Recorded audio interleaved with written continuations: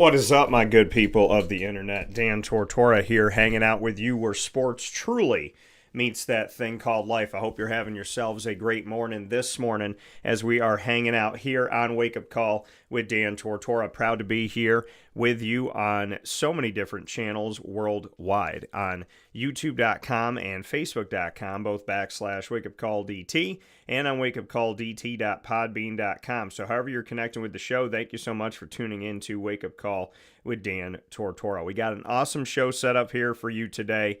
I'm ecstatic about the guests we're going to be able to bring on the broadcast today and the specials that we're going to be sharing. So we're going to hop right into it momentarily. We will be starting off today's show inside of MonPazPopcorn.com's What's Poppin'. Make sure you get to MonPaz, by the way, to fill up everything you need in that Easter basket. If you're making a little basket for yourself, right, getting some snacks at the house, or if you're doing it for somebody you love, make sure you head over to Ma and Paz on 201 7th North Street in Liverpool, New York. You will not be disappointed. They have a ton of amazing things.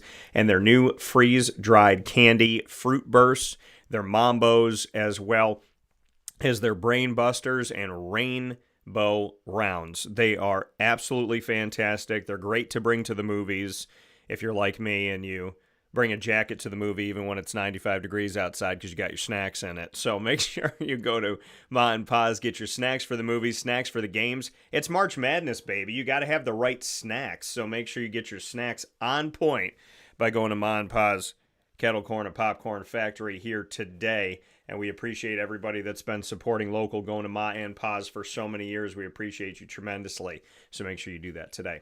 Inside of MonPazPopcorn.com's What's Poppin', we have a wonderful first hour set up for you with the Syracuse Orange and SUNY Cortland Red Dragons, who are on site for Syracuse Pro Day. Now, Pro Day sometimes allows the opportunity, I shouldn't say sometimes, but Pro Day allows the opportunity that when a school is hosting Pro Day and NFL teams are coming, local schools, like people in the area or student athletes in the area, can come out and be a part of it. Well, Syracuse had a bunch of student athletes come and be a part of it yesterday, including those from SUNY Brockport and SUNY Cortland. I had the opportunity to speak with national champion wide receivers J.J. Laap as well as Cole Burgess, and we're going to see those Q&As here this morning in the first hour of Wake Up Call. You will also see my Q&As with Syracuse Orange alumni, cornerback Isaiah Johnson, offensive lineman Chris Bleich, and quarterback Garrett Shrader in hour number 2 of the broad. And we'll also get into the transfer portal, as late last night I put up a bunch of stories, did some clarification on the NIT. Syracuse denied the offer to the NIT whether or not they were going to get it. So Syracuse University actually told the ACC, according to a message sent to me by Syracuse personnel at the university, Syracuse rejected the offer of going to the NIT even before they got an offer. So we don't know if they were going to get an offer because they declined the offer before they got it. That's like somebody walking up to you at a bar and you going, slow down, I'm not going to say yes. Even if, you think they're going to ask you out. They could just be saying, you're sitting on my coat. So maybe Syracuse was sitting on somebody's coat. Maybe they were going to get asked out. But either way, they declined it before they even got the offer. We'll also get into a trio of student athletes that have jumped to the transfer portal from Syracuse. And one of them you would expect because he was dismissed from the program, Benny Williams. The other two, Justin Taylor, not as surprising. The fans have been very unkind to him and disrespectful. And then we look at Quadir Copeland, which is a gut punch for the Syracuse Orange. Not that Justin Taylor leaving is not important or doesn't hold value. I don't want to say that in any way, shape, or form. It's the fact of where Quadir Copeland, I think, was going on this team and what he could do to this team and bring to this team. And now that he's not on this team, it is a big old punch in the gut. So we'll talk about that here in hour number 1 as well. And then, as you know, on Tuesdays, we have Bearcat Time. And in Bearcat Time, we're bringing the Bearcat Breakroom. We're going to have a duo for the Bearcat Breakroom today. Tim Sinicki, the head coach of the baseball team at Binghamton University for the Bearcats, will join me first at 10 a.m. Eastern Time in the Bearcat Breakroom. And then the Bearcat Breakroom's second special of the day will feature Jess Bump, the head softball coach of the Binghamton University Bearcats, both natives of Binghamton University. So Binghamton, New York, I should say. So very excited to have them here on the broadcast and celebrate with them the Binghamton Bearcats, who are in their first month of our exclusive multimedia marketing partnership. And we get to have some fun with baseball and softball this morning, which I am very excited to do. And we'll round out the show as we always do on a Tuesday around 10:50 a.m. Eastern Time with the ingredients to success, proudly presented by the fantastic team at Avicolli, 7839 Oswego Road in Liverpool, New York. Open Tuesday through Sunday, closed on Monday for dinner, drinks, as well as for lunch. So make sure you head out to Avicolli's today. If you drink responsibly. If you are of age, and if you're underage, well, then don't be drinking. All right, we should know those things. So Avicolli, 7839 Oswego Road in Liverpool, New York. We'll see you out there for lunch, dinner, and drinks all throughout the week, Tuesday through Sunday. And, of course, for takeout, delivery, and catering, you can call 315-622-5100 or go to myavicolli's, pardon me, myavicolli's.com. So make sure that you do that. A lot of great stuff coming up here on today's show. And like I said, we're going to get into my Q&As with Syracuse Orange alum, as well as SUNY Cortland alum who are looking for an opportunity in the NFL. Those 5 wonderful guests are coming up right after this fast break on Wake Up Call with Dan Tortora, where sports meets life.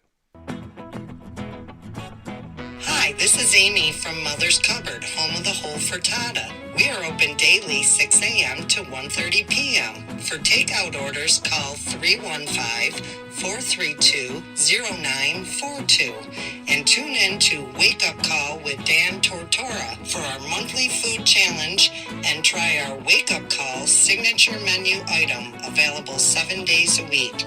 Here at Mother's Cupboard, we are Central New York, and it's our honor to serve you. Ma and Pa's Kettle Corn and Popcorn Factory remind us that every day is worth celebrating at 201 7th North Street in Liverpool, New York. Open Monday through Saturday in-store and always online at maandpaspopcorn.com. Serving our Central New York community and beyond, order anywhere, anytime at maandpaspopcorn.com. Stop in to get a tin at Ma and Pa's on 201 7th North Street in Liverpool, New York to get your half-price refills for the rest of your life. Come to Ma and Pa's for your holiday gift giving for family, friends, employees, and clients. And remember, for fundraising and events, to call 315-450-6272. That's 315-450-6272. Ma and Pa's Kettle Corn and Popcorn Factory. How corny are you? This is Jimmer Sikowski, owner-operator of Chick-fil-A Cicero, 7916 Brewerton Road in Cicero, right in front of the Home Depot. I had a deep feeling that God wanted me to do something bigger with my life and to help people, help others. I kept putting Chick-fil-A in my life, and I realized as I was going through the franchise selection process that positively impacting the lives of others was really core to what we do here at Chick-fil-A.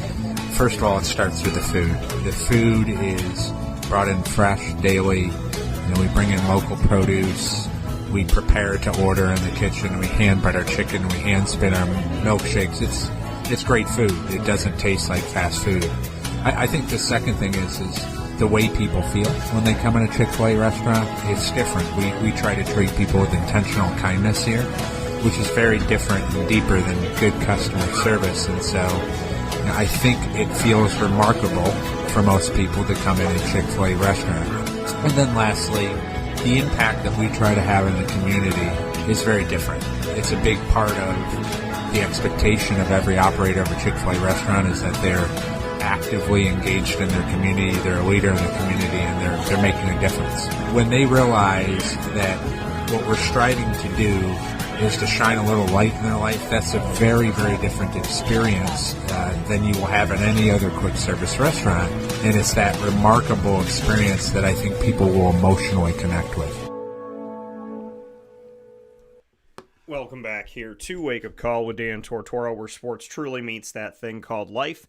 And as I said, here in hour number 1, we have the opportunity to share with you what Syracuse Pro Day was all about, and my Q&As with the Syracuse Orange as well as the SUNY Cortland Red Dragons. We're going to start things off here with Chris Bleich, the offensive lineman who can play guard and center in the NFL. And here is my Q&A with Chris Bleich, who came over to Syracuse via transferring from the Florida Gators. Chris, just as your body has evolved, just what you can say about where you're at right now and what you really wanted to hone in on and what was important to you to show the scouts. Yeah, I mean, especially like you said, with my body evolving, I feel healthy. I feel fast, feel good. What is it about, having this moment over 20 teams that were here in the NFL? Did you get to talk with anybody specifically and just what this moment has meant to you to have it? I didn't talk to anyone and specifically, but having this moment just like another opportunity for me to showcase myself means the world, because not everyone gets the opportunity. And it's just it's a blessing to be here. You had the opportunity to come to Syracuse after being in Florida. Reflecting on it, hindsight 2020, would you change a thing, or was this the right place? No, I want to change a thing. This place will always be my home. Center-wise, guard-wise, is there a preference for you? Honestly, wherever I can land on a team that gives me the best opportunity, I'll play it.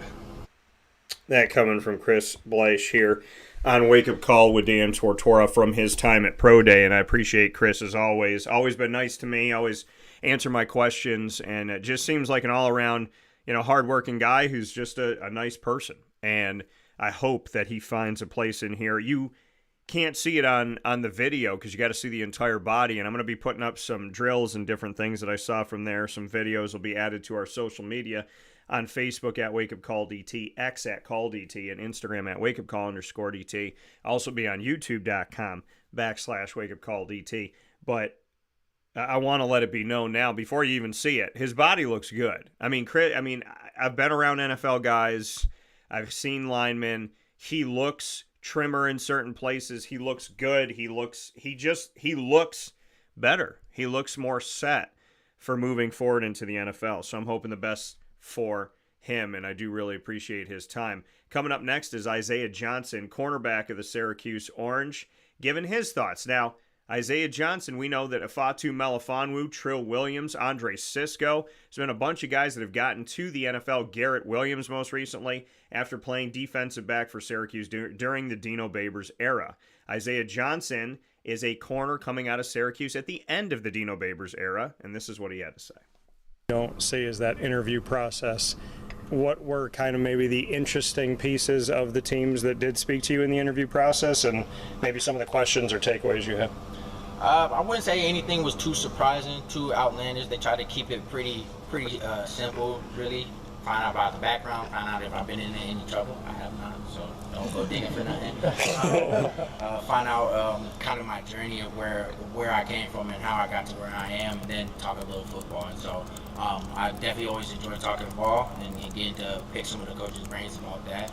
But also it was just a good conversation sometimes to just get a chance to sit down and talk. When you're at the Combine, all 32 franchises are there. There's more than 20 franchises that showed up here today. Just what it means to you to have multiple opportunities in front of the majority, if not all, of the NFL. No, it means a lot. Like I said, I've been working for this opportunity since I was 4 years old. When I told my pops I was trying to make it to the NFL. So it's one of those things where seeing that teams have an interest in me and want to see what I can do, obviously it makes you feel good about yourself and it makes you feel like the work is paying off. So I know this process isn't over yet, and so I'm going to just keep on working, keep on grinding, wait for my name to be called either on draft day or maybe even as a free agent. And then once I get my chance, I'm in that door, then I get rid of it. So that's the goal. Once I get a chance, once they let me in the door, they're not getting rid of me. I love that drive and I love that determination. Love those words that he put out publicly, Isaiah Johnson, to the NFL. The final one of the trio that we got to speak with at Syracuse Orange Pro Day from the Syracuse Orange is quarterback Garrett Shrader, who was unable to be a part of any of the drills or any of the activities there as he is currently rehabbing from his injury. Multiple injuries, I should say. So his recovery of his body to get to where he is right now as he gets started on his regimen, which is going to allow him to do some different things. So very excited for all that is to come for Garrett Shrader. I think teams should definitely take a look at him, and you should definitely take a listen to what he had to say to me at Pro Day. A lot of nuggets in here. You're a methodical guy. You just said you've been doing some reading. What have you been reading? Reading a lot about real estate and tax law, and then also I'm reading Think and Grow Rich, and the next one to Atomic Habits. So just for down the road, and watching a bunch of other guys on YouTube and seminars and those things. So it's been good. Learning a lot. When you're on that side of it, learning, like you said, about down the road in the here and now as you start to get back to things, why should an NFL team take a look at you? What can you bring to their room? Yeah, I mean, obviously just the athletic ability, very capable, can do a lot of different things. And as I was talking to the scouts, you know, a lot of different interests and see me as different things. So it's been exciting to talk about and work through. And it's tough because a lot of stuff that I like to do is, I measure well, test well, so I wasn't able to show that today. But you know, it's been awesome just getting back, and yeah, I'm looking forward to it, being able to show them what I can do later. You said they see you as different things. What are they talking to you about? Yeah, I mean, a lot of guys are looking at me as a, I mean, obviously the quarterback, but just with the rule change, they add a lot more athletic guys looking for athletic quarterbacks that can add value in other places. You know, like Taysom Hill was doing it for a while. Now he's completely converted. But and some guys see me as a pure quarterback. So it just depends on finding the right fit and wherever I can add value, and then eventually grow into a larger role as time goes on. Garrett, you gave your heart and soul to this program, and playing injured, multiple injuries this season, you want to make sure that the team got to a bowl game even if you couldn't play in it. Just reflecting on that and how you put everything on the line, including your body, for this team. Yeah, I wouldn't change anything. In hindsight, you know, like losing the bowl game how we did, you know, it's like, oh, we still got a weekend focus, so, you know, silver lining. But yeah, I wouldn't trade it for a world. I wouldn't trade the team, and you know, I guess I can kind of help those guys that go through the transition now, because I've had a bunch of different head coaches, 5 different coordinators, so I know what it's like, and it's not easy, especially in this profession, you know, especially for college coaches, always with all the turnaround. But it's been awesome. So even watching the guys now with the new staff and how they're turning things around, bodies are changing, our guys do a lot more. It's been awesome. There's a lot of energy in the locker room, so it's been good to see. But yeah, I would have traded him last year. He was your weapon. He will be a weapon for Fran Brown now. What can you say about Rondé Gadsden as he steps forward? Yeah, I mean, I'm excited to see how they use him. And, you know, just met the OC, and I've been talking to a lot of those guys. And a lot of coaches we had last year, Coach Johnson. And, but it's been good. It's going to be interesting to see how they kind of move forward from what we were. And a lot of the same guys, you know, a lot of guys will come in, do it a little bit differently, have different strategy, and interesting how the receivers kind of learn and navigate to the new offense. So it'll be good. It'll be fun to watch. But you know, got a favorable schedule, so should go out and win a bunch of games. Just got to stay healthy. That coming here from Garrett Shrader saying, "Hey, this new offense. We'll see how everybody goes, but favorable for this team with the schedule that they have." So Garrett Shrader feeling good about the schedule, doing a little prognosticating there as we hear from him. And here, like he said, he wouldn't have changed anything that he did. He would have kept those things the same, the fact that he put himself on the line. And I asked him that question because I think it's important for an NFL team to see that. This man put literally everything before himself. He put all of his teammates before himself. Whether he was hurting, you know, going through the injuries, if he was hurting, if he was tired, if he just felt like maybe he can't do it, he can't get up, he can't do that. And he kept getting up. He kept getting after it. He kept pushing. He kept fighting. That, to me, says something. It says a lot. You know, people quit on people all the time. And you put somebody in a situation where they don't feel good, right? And they're not healthy, and they continue to fight for you. They continue to give to you. And I'm really, honestly, I'm proud of him. And I'm grateful that he came to Syracuse. I'm grateful that he represented the city that I grew up in. I'm grateful that he was somebody that wanted to be here and really genuinely cared about being here. That means a lot to me. It goes a long way for me. And, you know, people say, oh, well, you didn't get this pass, and he didn't do this, and he didn't do that. And it's like, you can say that about every single quarterback. Pat Mahomes doesn't complete every single pass. Brett Favre didn't complete every single pass. Steve Young didn't complete every single pass. And I'm not saying Garrett Shrader is the same as any of those guys. What I'm saying is if I'm an NFL team with a new NFL rule that I can carry 3 quarterbacks just to make sure that I have that insurance policy on game day, why wouldn't you look at a guy like Garrett Shrader who can be a bunch of different things for you? That he's an athlete, and he has the opportunity to create things for you.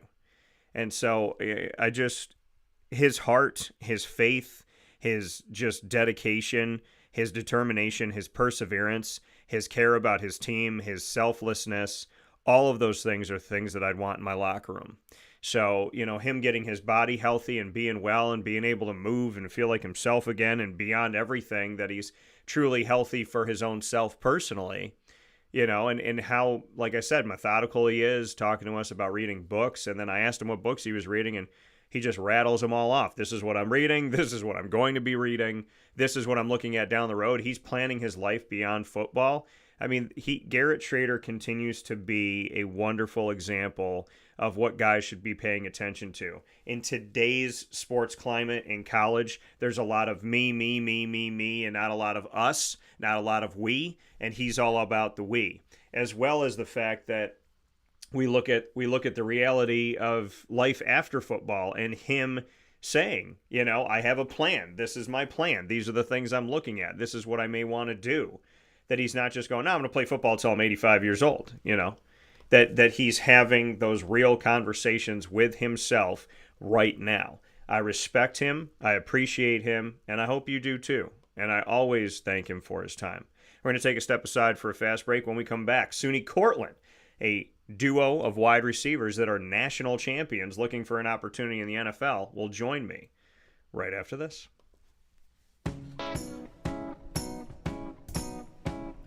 In these unique times, there are those in our community that give us a sense of normalcy and positivity. Pizza Man on 50 Oswego Street in Baldwinsville has been here for you for over 35 years and is here now. Call 315-638-1234 or order online at pizzamanbville.com to bring those familiar tastes into your home. And remember to come see our monthly on-site broadcasts centered around the community and our Baldwinsville Bees. Pizza Man in Baldwinsville. Any way you slice it, they are always here for you.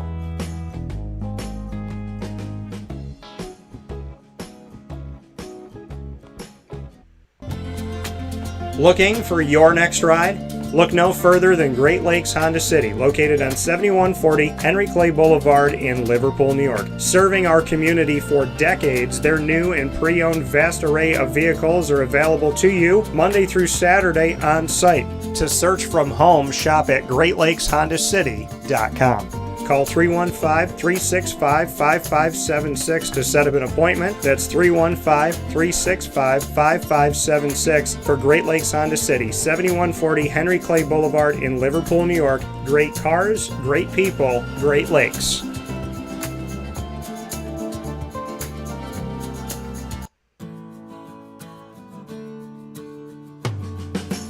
Our corporate purpose at Chick-fil-A is to glorify God by being faithful stewards of all that's entrusted to us and to positively influence all those who come in contact with Chick-fil-A. And what became increasingly clear from our success in Cicero is that people love Chick-fil-A. And also I think we recognized that, we had a great opportunity to grow the brand and grow our platform. I felt incredibly grateful when I was selected to be a Chick-fil-A operator. I think what it's meant for me, what I've come to realize on a very deep level is that this is a calling for me. It's not a career. It's not a job. The Lord called me to be a Chick-fil-A operator and to use these restaurants to glorify Him and to positively influence other people. I'm blessed. I'm very blessed. Head to Chick-fil-A Clay on 3974 State Route 31 in Liverpool, New York. And a welcome back here to Wake Up Call with Dan Tortora, where sports truly meets that thing called life. We appreciate you being here every Monday through Friday from 9 a.m. to 11 a.m. Eastern Time. Once again, inside of MomPawsPopcorn.com's What's Poppin', on YouTube.com/WakeUpCallDT, Facebook.com/WakeUpCallDT, and on WakeUpCallDT.podbean.com. So however you're connected with the show, thank you so much for tuning in to Wake Up Call with Dan Tortora on Monday through Friday from 9 a.m.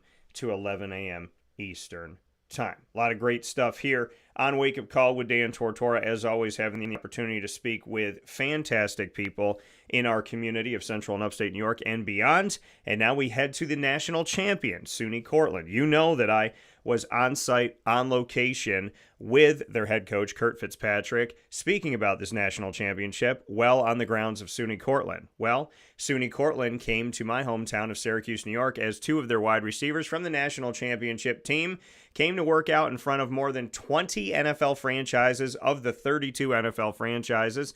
And those guys, wide receivers J.J. Laap as well as Cole Burgess. And here are my Q&As with both of these gentlemen coming off their national championship and looking for an opportunity to continue their playing careers in the National Football League.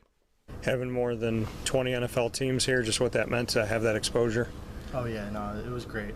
I mean, we've had some teams coming all through August when we started camp and all throughout the season for practicing. And it was just great to get in front of more eyes, more scouts. So. Not just you, but Cortland football in general, just what it means to put a beacon on that, to have that spotlight continue. Yeah, no, it's great to put on for Cortland. I mean, I think we definitely proved to the whole nation this year that we're not to be reckoned with. So. We've seen receivers come from D1, D2, D3, just what you can say about, regardless of division, if the talent's there, the talent's there.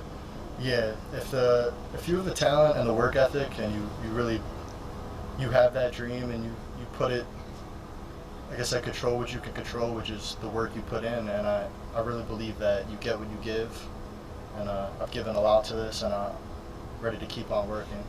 And if you're another D3 player and you have these dreams to keep working hard and keep pursuing it, you never know.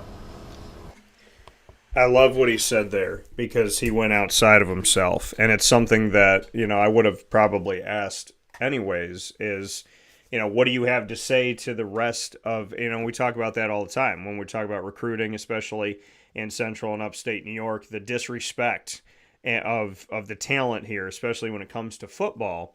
And, there's talent here in football, there's talent here in lacrosse, there's talent here in baseball and softball, in basketball, and so on and so forth. And that's shown itself. And obviously we've seen the talent in football in upstate New York and in central New York. I mean, for goodness sakes, we've seen Arthur Jones and Chandler Jones come from the southern tier. We have seen the McPherson family. We've seen Riley Dixon, who's in the NFL to this day. There's been a bunch of talent that is a Latavius Murray, Rob Drummond, Scott Schwades, Tim Green, and so on and so forth that have come from right here in this community when we look at football. And I love the fact that J.J. Lapp said that he's looking at, everybody. Hey, like if you have a dream, if you're coming from, a situation where maybe you feel like you're not going to have that opportunity to get looked at and this and that, and you have a dream and you have something that's important to you, to continue to chase it, to continue to get after it, to understand that you can make it out. He wants to be a beacon to everybody, not just to himself, not just to serve himself, but to serve others. And that from JJ was a great message to hear. His teammate has another message to share as well. And like Greg said over here, Union Endicott Tiger football, a lot of great stuff with Arthur and Chandler Jones. And Tom Bellino, the head coach of many years, has always been here on Wake Up Call with Dan Tortora for a long time now, and I always appreciate his time, and I always love seeing the work that they do in their section, as well as the work that, they just push on through to make it to the state playoffs and to go up against teams from Central New York, and it's really been an awesome time to see Tom Bellino's success in the here and now, that it's not just the Jones brothers of the past, but that UE continues to be successful. I love seeing that. Maine Endwell continues to be successful. Shenango Forks has had a ton of success. We've talked to Shenango Valley and Windsor and Binghamton and so on and so forth for multiple sports, and it's an honor to connect with the Southern Tier, which is why it was really important to me to have our exclusive multimedia marketing partnerships extend to the Southern Tier with Binghamton University. So we'll take another conversation here from SUNY Cortland. Speaking of the importance of upstate New York and central New York, well, we have Cole Burgess here with us. And Cole Burgess, my Q&A with him after JJ's about his story. And here he is. You brought up upstate New York, just what you can say about the level of talent that, is in this state and in this area that maybe people don't know? Oh yeah, upstate New York, we got some players. You know what I mean? We don't get the headlines like down south. You know, down south people think down south is where the best football is played, and that may be true. But we got some players down upstate that go under the radar a little bit, and I think hopefully what me and JJ are doing, and that can help give them more of an opportunity in the future. For you guys to have the national exposure of winning the championship, just what that means to propel you even more here in Pro Day. Yeah, that was huge, because I remember in camp all the scouts were coming by and they kept reiterating, you know, the further you go, the less teams there are, the more eyes are on you. So I always kept that in the back of my head. I was like, if I want to get these eyes on me, I got to make it to where not many teams are playing. I got to make it to where the air is rare. And we did that, played on ESPN twice, won a national championship, the first in school history. So that was a big accomplishment, and it's helped us a lot along the way. You had over 20 teams here from the NFL, just what that exposure means. I know you said you've had other moments to be in front of them, but to have this opportunity here with more than half of the NFL. It's cool. Me and JJ say it all the time. It's like we're playing Madden. You know, we're playing career mode. We're just out here doing what we love and get a chance to do it at the highest level, make money doing it. So, yeah, I mean, I'm living my dream right now. Why should a team take you? I'm a dog, you know. Like I said, the cards have been stacked against me my whole life, and I managed to persevere, faced adversity along the way, and I always managed to come out on top, and I plan to do the same in the next level. Cards have been stacked against him all his life, and he's planning on doing what he's always done, which is rise above it and continue to move forward. That coming from Cole Burgess, wide receiver of SUNY Cortland. I love that. He said, I talked to JJ when he sees these NFL teams around and whatnot and saying, we're playing Madden career mode. I love that. Madden career mode. Just great. Two awesome guys with awesome things to say and awesome ways that they worded it, and being selfless and talking about, you know, just overall, you know, talking about other people, not just themselves and how great they are, and speaking on the fact like, hey, I've been counted out. And see, but that's the thing that people don't understand. When you see people that you consider successful, they've all been through something. Everybody goes through something that's successful, and they'll continue to go through stuff. You know, I mean, when I look at my own life and I say, okay, let's look at what we've done. Let's look at where I've been, what I've accomplished, the things I couldn't have ever dreamed of, the things that I did dream of, and some of those dreams that evolved. And, you know, you look back on it, and the thing is none of that stuff came easy. And even when you think like, okay, I'm to this place now, so this stuff isn't going to happen anymore, and then that stuff happens again. You know, the feeling of I put in 20 plus years, you know, I've earned respect, so people should respect me. And then you go to a place where people haven't respected you in a decade, more than a decade. And no matter what you do, even when they respect you a little bit, then they knock you down a couple weeks later or a couple months later.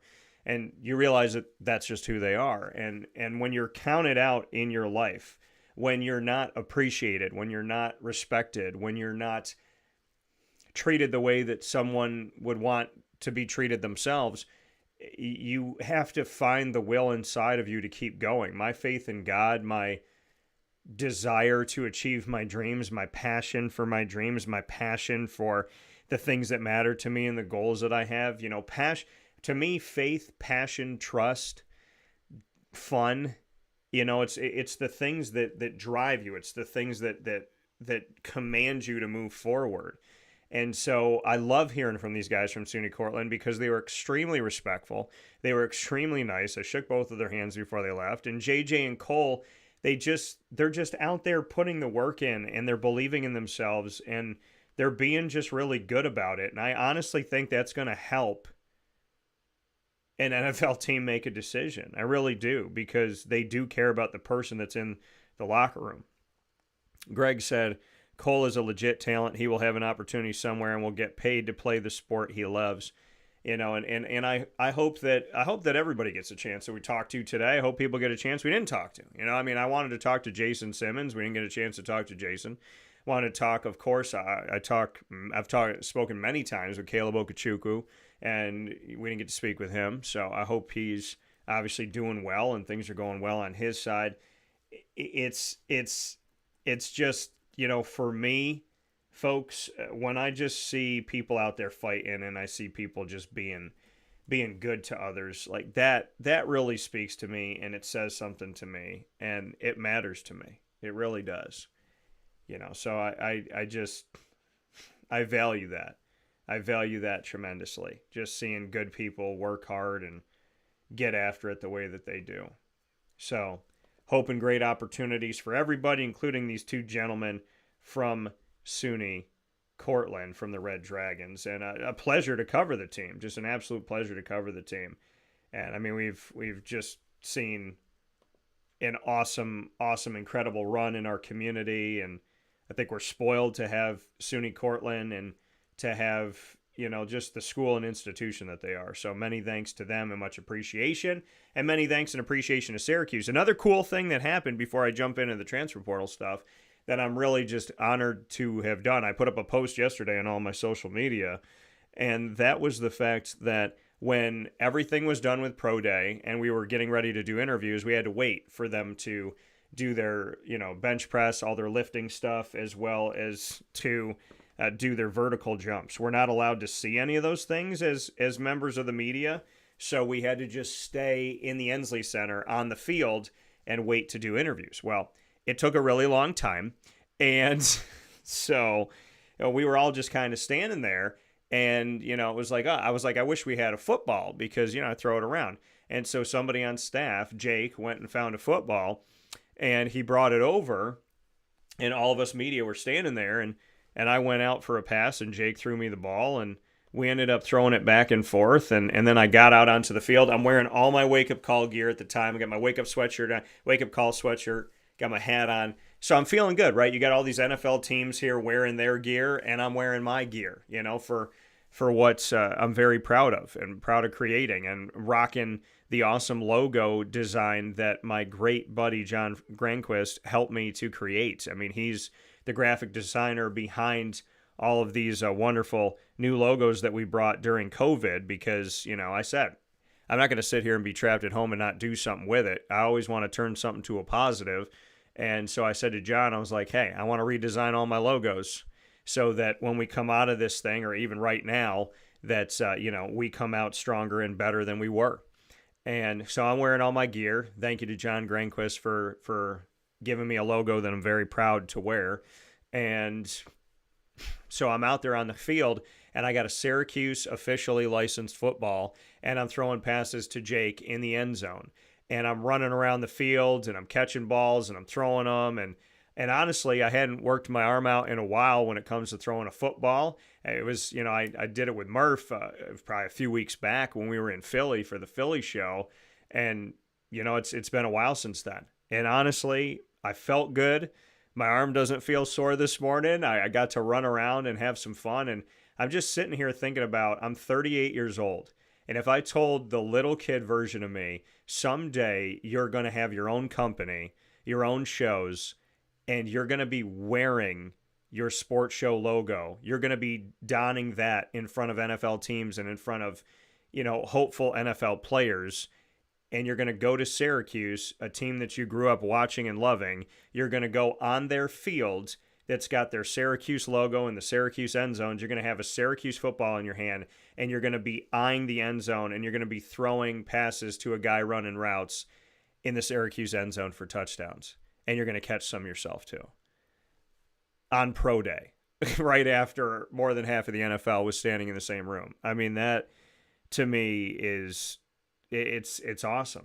It's absolutely awesome. And I talked to my mom and my dad afterwards, and my dad sent me a message, or I'm sorry, we were talking on the phone, and my dad goes, he's like, he goes, you get to do a lot of really cool stuff.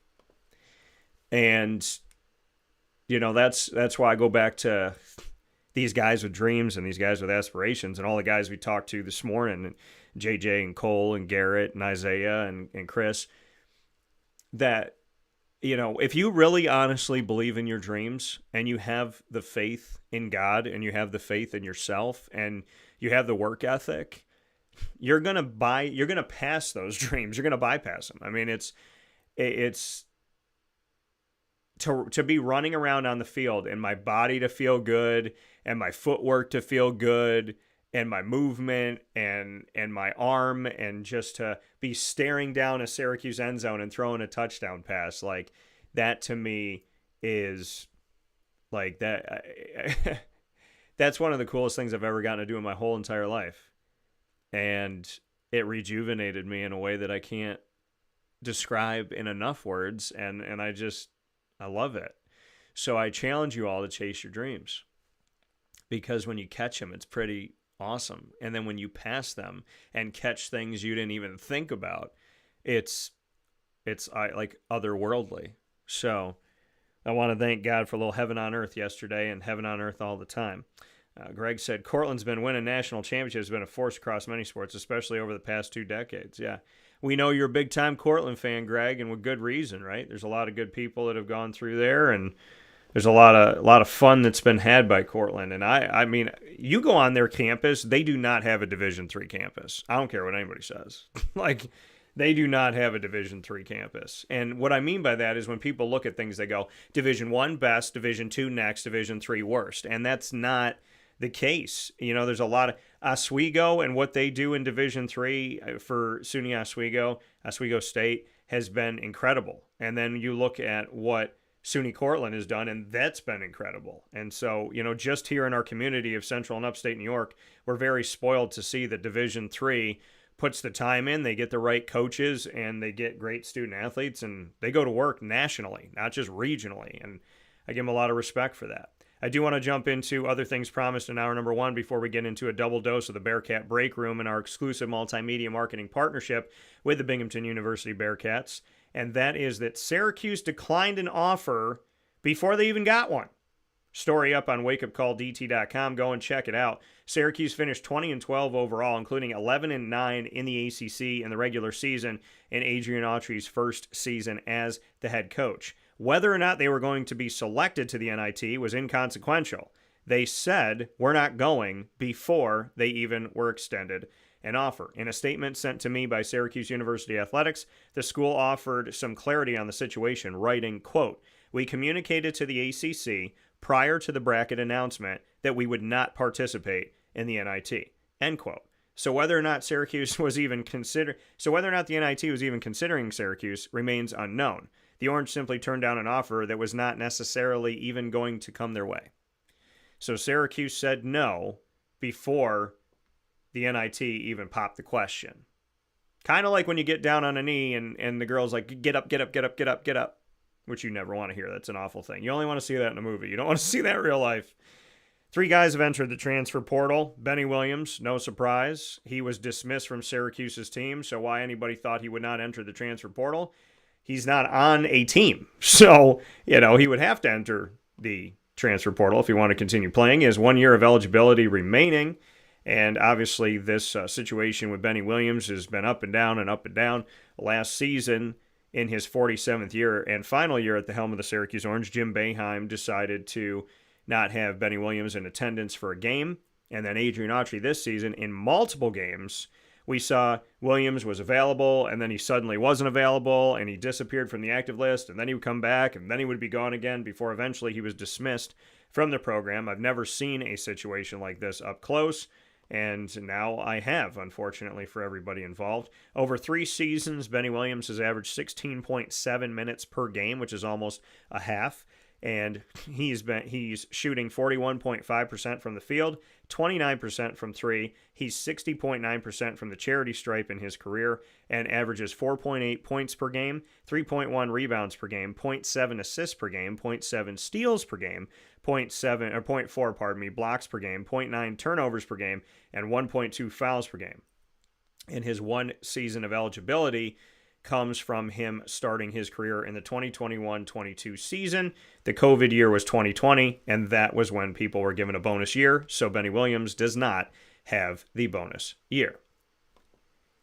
Next up that decided to enter the transfer portal, Justin Taylor. This does not come as a surprise to me that Justin Taylor is in the transfer portal. Justin Taylor, you know, good kid, just, always been good to me. Always, you know, he works his butt off. Unfortunately, people have been extremely cruel to him in Syracuse. I shouldn't say extremely cruel. They've been cruel.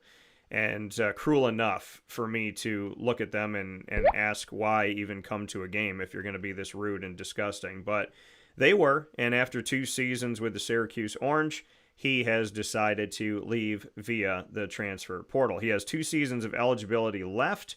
He came to the Orange, Justin Taylor did, after playing high school ball at St. Anne's Belfield in his hometown of Charlottesville, Virginia, and then he went to IMG Academy in Bradenton, Florida. He played in 29 games as a true freshman for Syracuse, starting 2 of those contests, and followed this season by playing and starting in every one of the 32 games Syracuse had. Now, over his 2 collegiate seasons, Taylor played in approximately half of a game, on average 20.1 minutes per game. And taking a look at his shooting, he shot 36.4% from the field, including 34% from beyond the arc. He went 69.2% from the charity stripe, averaged 4.6 points, 2.9 rebounds, 0.8 assists, 0.7 steals, 0.2 blocks, 0.6 turnovers, and 1 personal foul per game as Justin Taylor enters the transfer portal with 2 years of eligibility to give to somebody else. This one is the one that hurts the most because of what I believe he is becoming. And, I mean, you look at when Kadari Richmond left the Syracuse Orange and went to Seton Hall. To me, that was one of the biggest just hits in the gut that Syracuse Orange basketball had taken. When Kadari Richmond decided to leave, that to me was a huge, huge disappointing moment. This one could be right up there with it as Quadir Cortland has entered the transfer portal. Now, Q is somebody who I consider the most improved Syracuse player from last season to this season. The way he attacked the rim, his calculated risks on defense in key moments, his tenacity overall, and his passion for the game, to me, will all be missed. Now, Cortland had told me following the 2023 ACC tournament, when Syracuse exited after playing only 1 game, losing 77-74 to the Wake Forest Demon Deacons, he told me right after that tournament in the locker room in Greensboro, North Carolina, that he didn't come to Syracuse to play shooting guard. He came to Syracuse to play point guard. That was the only thing he was interested in playing. That was his statement to me, and it was clear. Now, in his first season with Syracuse, in Jim Boeheim's last season as the head coach, Cortland came off the bench. He wasn't a starter, and Judah Mintz was the point guard. Under Adrian Autry, who took over this past season, Quadir Cortland came off the bench. He wasn't a starter, and he wasn't the point guard. That stayed with Judah Mintz. So, 2 years, no change. I can understand him leaving based on that and based on my conversation with him. So with him exiting Syracuse, they will lose arguably their best ball distributor on the floor in a decade since Tyler Ennis was on the team in 2013-2014's season. His vision, timing, and delivery, along with his jump shot, transition play, and attacking of the rim have provided, but to me, a glimmer of what Cortland could become. In his 2 seasons at Syracuse, his averages per game went from 9.2 to 22.3 minutes per game, 2.1 to 9.6 points per game from his first to second season, 1.6 to 4.6 rebounds per game, 0.5 to 2.8 assists per game, 0.5 to 1.5 steals per game, 0.7 to 2.0 turnovers per game, and 1.3 to 2.3 fouls per game. From his true freshman to his sophomore year, he went from 34.1% shooting to 47.8% shooting from the field, including going from 11.1% to 25% from beyond the arc. The only number that moved in the negative direction was his free throw percentage, going from 86.7% in his first season to 68.3% last season. His 2 seasons of eligibility will give somebody what I think is a rising star. We'll take a step aside for a fast break here on Wake Up Call with Dan Tortora. When we come back, we bring you a double dose of the Bearcat Breakroom during Bearcat Time, which is exclusive to Wake Up Call with Dan Tortora, Tuesdays at 10 a.m. Eastern Time. That's coming up right after this.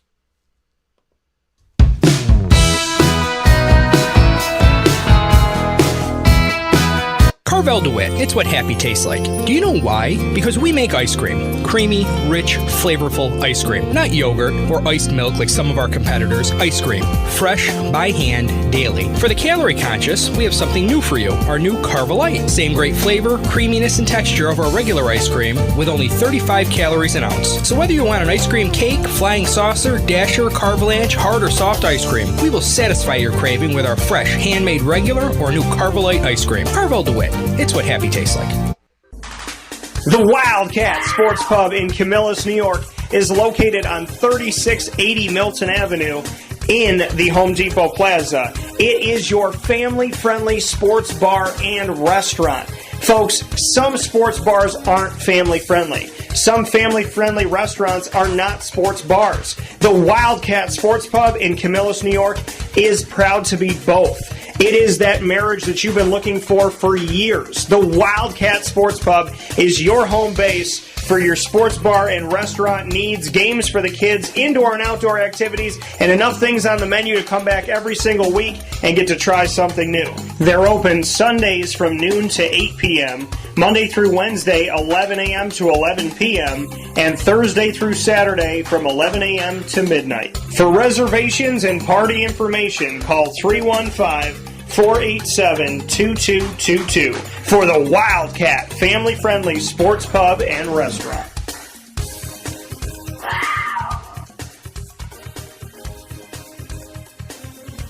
GG Cards and Breaks. Like, comment, subscribe. GG Cards and Breaks, coming to you on 639 Delmar Place in Syracuse, New York, is open 7 days a week for all your sports card needs. You can go and get those favorite teams that you have, as well as your favorite players: baseball, basketball, football, as well as soccer, all sport, AEW, Disney Lorcana, and Pokemon, all there Monday through Saturday from 10 a.m. to 6 p.m. and on Sundays from 10 to 5. Make your way over to GG Cards and Breaks, my sports card shop of choice, led by Josh and Anthony. They're incredible staff that cares so very much. They have singles, graded cards, packs, and boxes, so you can find something that you like that they've already found, or you can go discovering for yourself, including in all their boxes of every NFL, MLB, and NBA team on the back wall.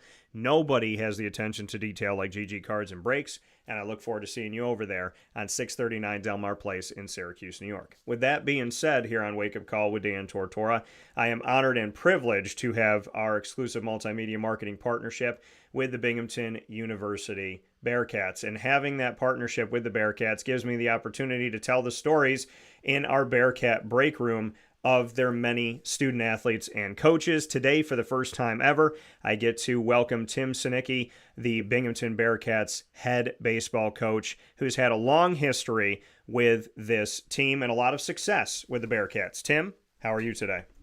Good morning, Dan. How are you doing? I'm doing very well. And Tim, first and foremost, I mean, looking through your history, when you come to this program, we look at Binghamton was a Division III program here. It was a school in NCAA Division III. They rise all the way up 2 divisions to Division I. You've had tremendous success.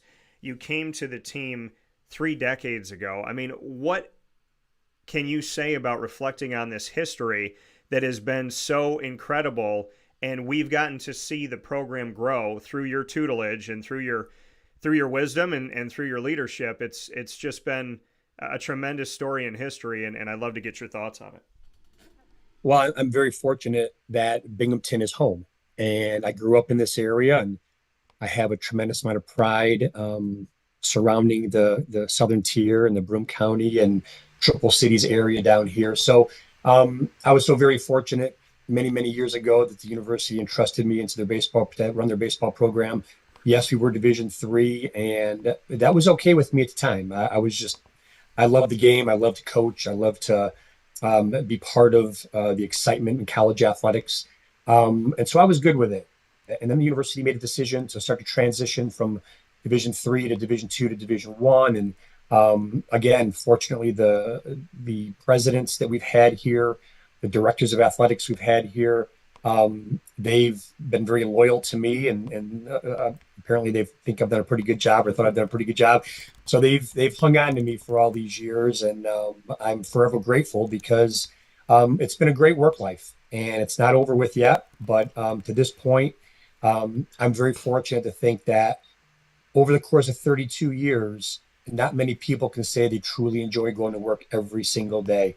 And it's not all, it's not a fairy tale. It's not all, sunshine all the time. There's some ups and some downs, and you get that just dealing with 18 to 22-year-olds sometimes. But I'll tell you, there's not a day where I sit at my house and I think like, yeah, I really don't want to go in today. It's something I've been very fortunate to be dealing with for the last 32 years, and I can only hope that the university will continue to have me as long as I want to continue to take a spot in the dugout here. Yeah, and Tim, like you said, I mean, Binghamton is home, and this is something that when you came to the Binghamton Bearcats, it was okay with you that it was Division III. You weren't looking at it as it needs to be this or it needs to be that. Did you ever envision that everything would happen the way that it did, and that you would be a part of all of this? That the job that you agreed to do back then has now evolved and progressed and risen, and the program has risen, and we look at the home that you have for baseball on campus now and the millions of dollars that's been put into this specific program. Could you ever have seen all those years back the evolution that we have seen of Binghamton, or looking at the Binghamton Bearcats baseball program? Yeah, not in a million years. I mean, when I was hired in '93, we truly had a backstop. We had a backstop. We had some old bleachers, wooden bleachers behind the backstop. We had benches for dugouts. We didn't have a fence. And so to see, I'll never forget those days, because those are the days that really kind of, helped me shape who I am today and who the program is. So I'll never forget them. And I have some old pictures, and I look back at them every once in a while, and they're really kind of funny to look at. And to think where we are today, if nothing else, it's very gratifying to know that I have surrounded myself by and with great people. And that's what has made this program what it is. And that goes from, the administration at Binghamton to coaching staffs that I've had. And then most importantly, the loyalty of the players that I've had in this program for all these years. And, the donation that came for this unbelievable facility, it doesn't come if you're not doing things the right way. And I just try to, lay out the parameters. I try to find guys who buy into what we try to do here at Binghamton, what's important to us. It's not always the glitzy and glamorous way to do things. I'm a pretty simple person. I'm pretty down to earth. My staff is kind of like that as well. And so we do look for certain people in this program, but it's because of the people that we've been able to have, the family who donated this money to us for these facilities. They believe in us, and there's not much more that I can ask for. If my career ended tomorrow, I'd be very satisfied for what I've been able to accomplish here. But it's not about me. It's about, again, the people that I've had the opportunity to work with for the last 32 years. Tim, you played the sport. You love the sport. You've coached the sport for many years, as we've spoken about. What is it about baseball that is such a great teacher of life that goes far beyond the diamond, in your opinion? Well, I think the pace of the game really reflects, life. There's other sports that are really kind of up and down, and it's over in 40 minutes. It's over when the clock, buzzes.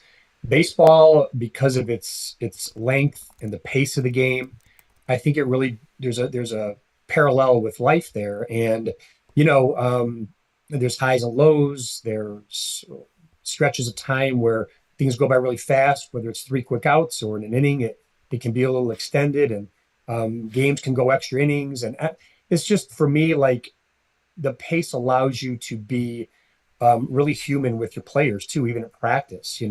Baseball practice is intense for just a very short part.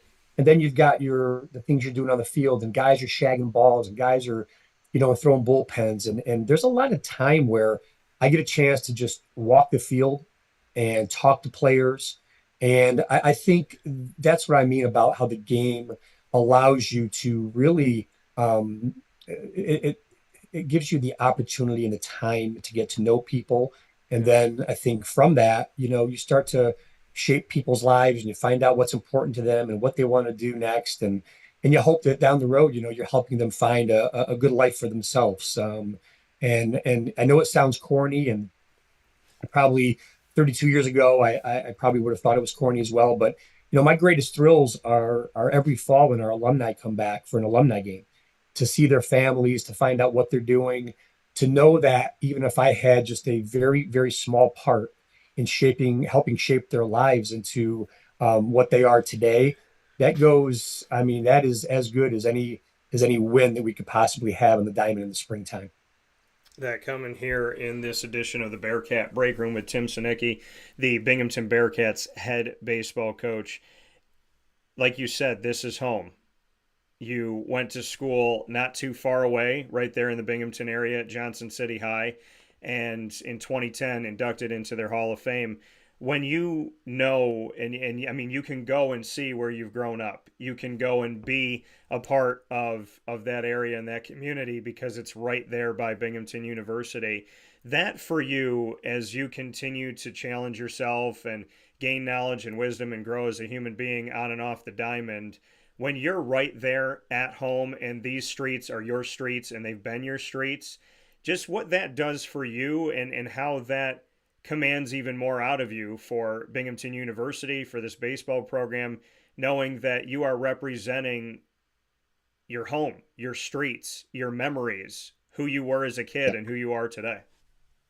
Well, I think the thing that resonates the most with me is the people that I'm still connected with from the area, whether it's Johnson City or it's from the surrounding towns. I see people come into the stadium that, I've known for 40, 50 years. And to see them have an interest in what we're doing and how things are being done here within the baseball program and at the university as a whole and athletics as a whole, but specifically to our program, it's very rewarding, and it motivates me to try to keep this program at a certain level. Yeah. We had a weekend this past weekend against New Jersey Tech, and we had a nice day on Saturday. And I looked up the crowd at one moment, and I couldn't believe that all the people who were here on March 16th watching baseball. And as you look in the stands and afterwards, and you see people filing out, and you see so many familiar faces that I've come to know and respect and have great relationships with. So I think it's just that community-based feeling that, I hope people in this area realize that this is their program as well. The people in this area helped shape me. The lessons I've learned and the people I've, been able to live with and near and around and, see in the grocery store or in a restaurant.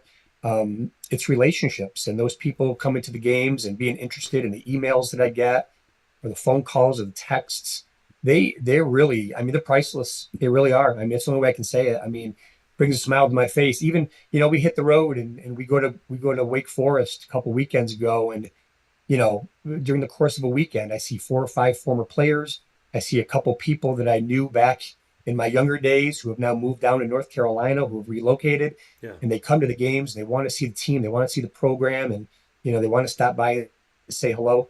Those things, those are irreplaceable. Those are memories, and those are things that I cherish. And so, what happens every day here at practice and what happens on the field for games, it's part of this program. It's just part of my life. And I'm so fortunate that the university has allowed me to be the head baseball coach here, because it's done wonders for where I am right now and at this point of my life.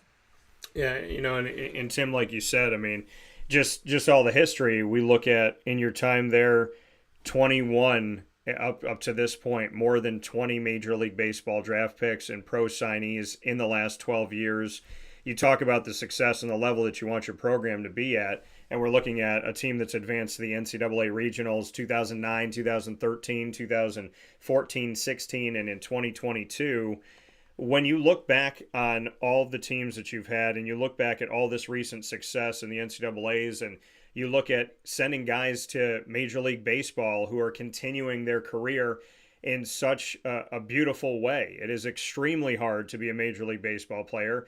And to go, I mean, we know that, right down the road there for Binghamton University, you have a team that is obviously, trying to work players through, and we see single A, double A, triple A, and teams, trying to build and expand their rosters. The fact that Binghamton University has been a part of the national stage of baseball collegiately, and at the same time has given opportunities for players to move on and actually have a spotlight on them in Major League Baseball, just what that's meant to you, because you keep talking about the people in the stands, the alumni that come back, the alumni game, everything that you have, just what has happened in recent history as well as throughout history to individually have success and as a team to have national success. Yeah, the individual stuff is great. Again, we don't get, it's really rare for us to get a young man in this program who is professional ready.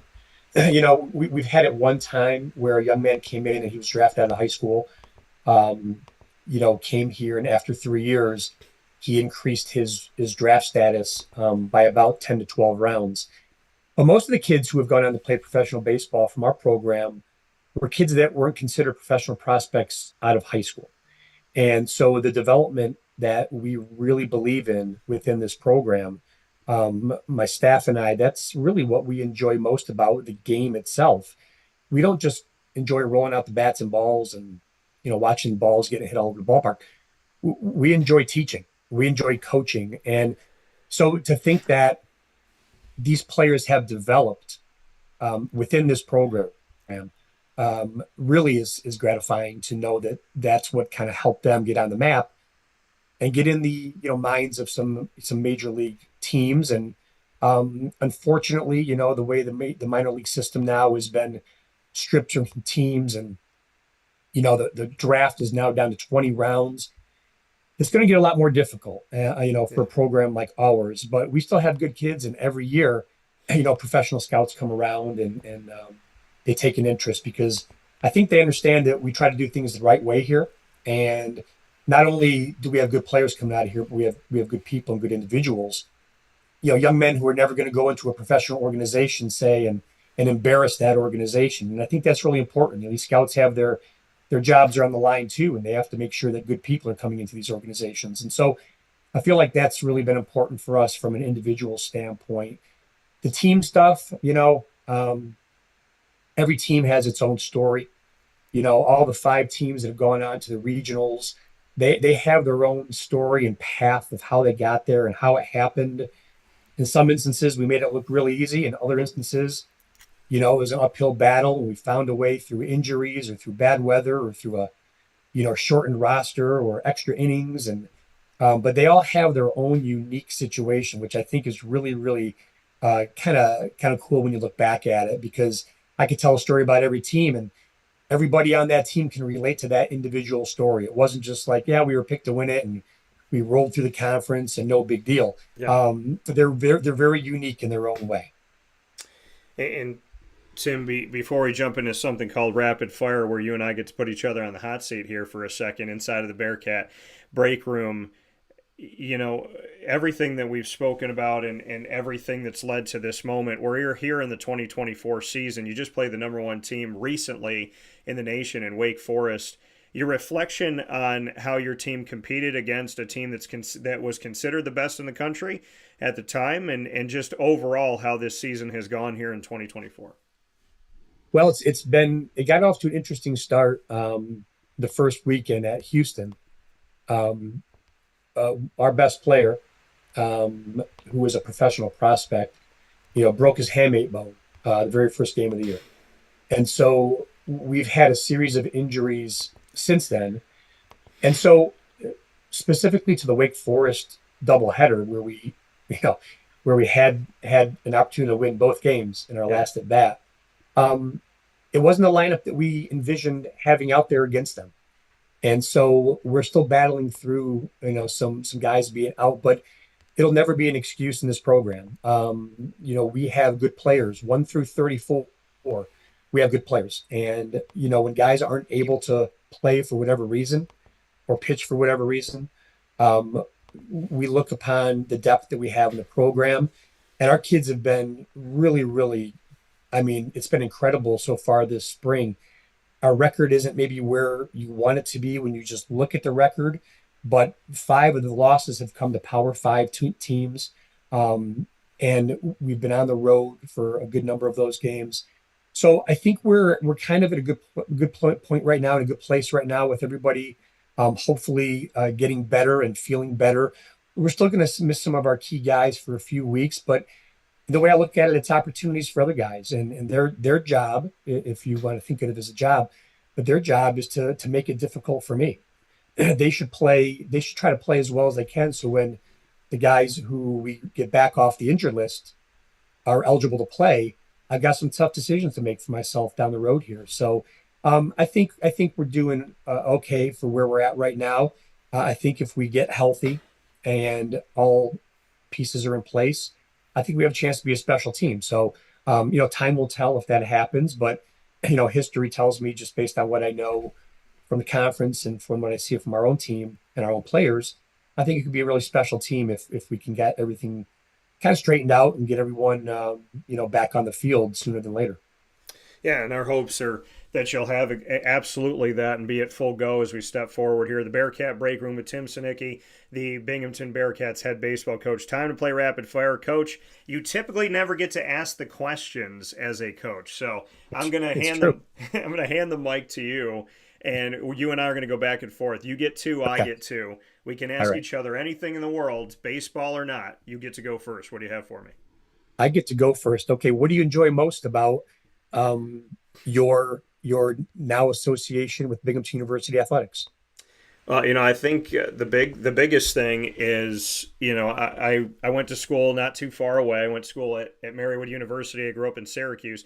Binghamton was always my midpoint. And coming through Binghamton over the years and having who I like to think of as an adopted grandpa, my grandpa Bill, who's now up in heaven, he loves the Southern Tier. And always Binghamton, the schools in the area, his care and his love for that meant a lot to me. And then being around Binghamton and getting to meet some of the coaches and just get a feel for Binghamton University, I started a passion project 3.5 years ago, of wanting to work with Binghamton University, just seeing the value in the school itself. And when I got the news from Gene Marshall that we were going to do this and have this multimedia marketing partnership, it put something inside of me that I can't adequately describe anybody else has. And I am very passionate, excited, and just totally grateful about the opportunity of working with Binghamton. It's a dream come true for me. So I think you as coaches and student athletes are going to see that passion come through, I would like to hope. And that you're going to see, someone in the media that to me, it's like telling the truth, being kind, being compassionate, being with a team, whether they're winning or losing. There's a way that I go about what I go about, and I wake up every day trying to help this world be a better place and let everybody know that they're seen. And so Binghamton University, all I'm going to say is buckle up and let's get ready to have some fun. And I definitely need to get myself one of those hats that you're wearing, Coach, because I've been staring at it the whole time we're having this conversation. But you got it. We'll make it happen. We'll make that happen. My first question for you is, okay, we know Binghamton's home, but you've had a lot of success. Why haven't you gone anywhere else? Why stay? Yeah, I've sniffed around, to be honest. I've sniffed around. I've thought about it, but timing is everything. And sometimes when opportunities may have come my way, I'd like to think I'm not a selfish person. Yeah. So I had to put, what's most important to me first, and that is the well-being of my family. And, was it a great time to move? Was it a great time to uproot things and have kids and, the family relocate? And it just never, it never felt like it was the right time. Yeah. And even if the timing was right, grass isn't always greener. You have to be careful what you wish for. Yeah. And all I can wish for is, to be treated fairly. And, I think the university has done that for me. And right now, you mentioned Gene Marshall. I mean, I have a tremendous relationship with him. He's been really, really great for the university. I feel like he's got our backs as coaches. I feel like he understands the high points and the low points, understands how difficult it is to win. A lot of people think it's really easy to win, but unless you're in the trenches, a lot of things have to go right. And Gene gets that. Gene is an unbelievable supporter.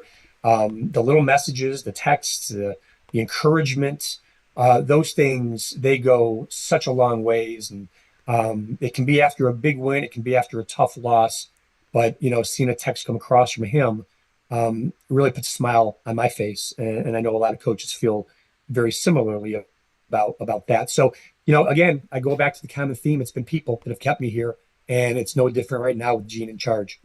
Yeah, I love that. I love that answer. And Gene's a big reason why I got so excited about this partnership. So what's your final question for me? Final question. Since we're talking baseball, who is your favorite major league team? And do you have a favorite player now or that you grew up with? Uh-oh. Wow. Yeah. Very interesting. I've been a Diamondbacks fan from the beginning of the beginning of the beginning. So that's really neat. That's good. I wanted to have my own team. And so to me, growing up as a kid and, just kind of looking for my family, Yankee fans. And so, I have a soft spot for the Yankees, soft spot for the Mets, being from the state of New York. But I wanted my own team. I love Randy Johnson. And so he was my favorite. He's still my favorite pitcher, and and I just saw him at the World Series in Game 3. I brought my dad to the World Series, which was insane, and we brought each other, I should say, and going out to Arizona, Randy happened to be there, and I want to just let everybody know that they've been lying this whole time. Because Randy Johnson is 8 feet tall, and I don't care what anybody says. But I got to go out there, which was an amazing experience. But the Diamondbacks, they've been my favorite team. They were my fastest team to win a championship. It was the first championship I've ever celebrated as a fan ever, and happening in 2001, which started a string of a bunch of my teams winning. And so, I just absolutely love the team. I'm really honored to be a Diamondback fan. I don't care what anybody thinks about it. My favorite player right now is Corbin Carroll. And there's a lot of guys I like on the team. I love Gabriel Moreno. He's definitely risen up the ranks of my favorite people to watch. But, Corbin Carroll, he's just, I hope he is on our team for 20 years, and I hope he does a tremendous job. But I have 3 of his rookie cards graded 10 out of 10. One of them is a prospect autograph. So all my Corbin stuff is in a special box by itself. Okay. And good. I just love being a Diamondback fan. All right, okay, I'm going to throw it back to you, Tim. So we're in the state of New York. Are you a Yankee? Are you a Met? Are you going to throw me a curveball? Who are you?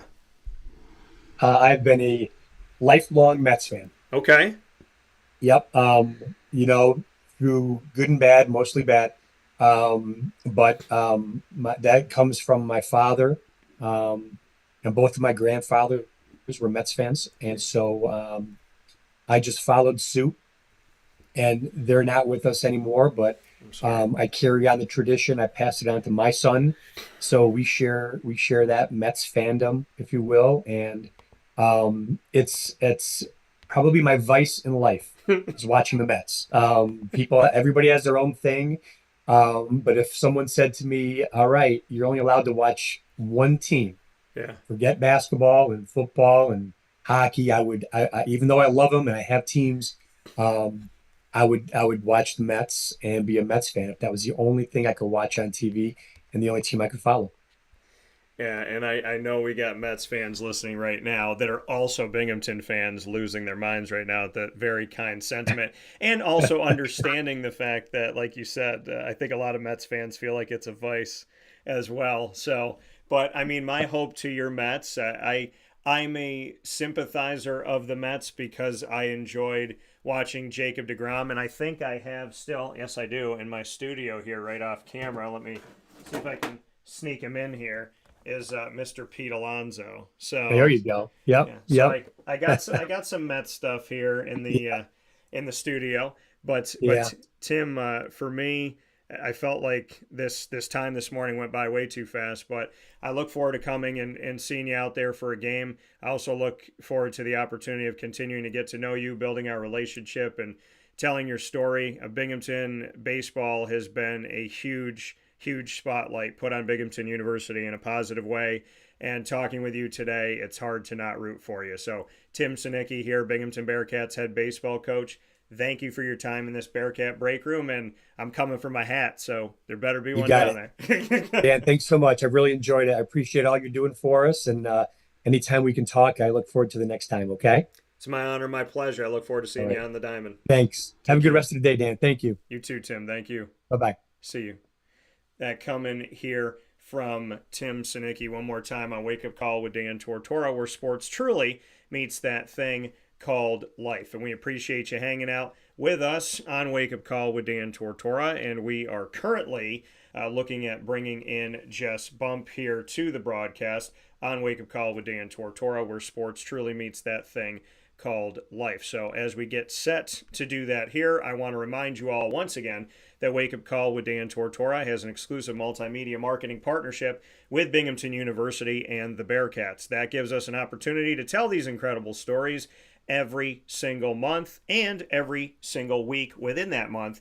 During Tuesdays at 10 a.m. Eastern Time, you will find the Bearcat Breakroom, as well as a segment that we're calling Moments with Marshall, featuring Athletics Director of Binghamton University, Gene Marshall. So a lot of great stuff coming up. We've only just begun in just a couple weeks with the Binghamton University Bearcats. I have felt very spoiled in the opportunities of who we've gotten to speak with over these last few weeks. As we get set to have Jess Bump here on the broadcast on Wake Up Call with Dan Tortora, where sports meets life, we're looking to bring her in on the feed, and we're going to do that right now. So with that being said, here on Wake Up Call with Dan Tortora, we welcome you here, and we thank you for being here with us with our Binghamton University Bearcat coverage and what we call the Bearcat Breakroom here on Wake Up Call with Dan Tortora. Bearcat Time coming to you every Tuesday at 10 a.m. Eastern Time worldwide on youtube.com and facebook.com, both /WakeUpCallDT, and on wakeupcalldt.podbean.com.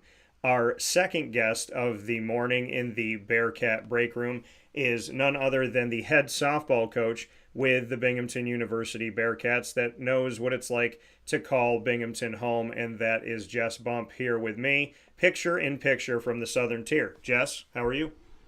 Hi, Dan. Good morning. Good morning. How are you? How's everything? It's going good. So being on this, journey that you've had here and having the Southern Tier, having Binghamton be home to you, to be able to take over this program and have the opportunity to be in front of home, in front of so many people that you love in your community, just what that has done for you as a coach and as a human being to look around you and be in familiar territory as you lead forward.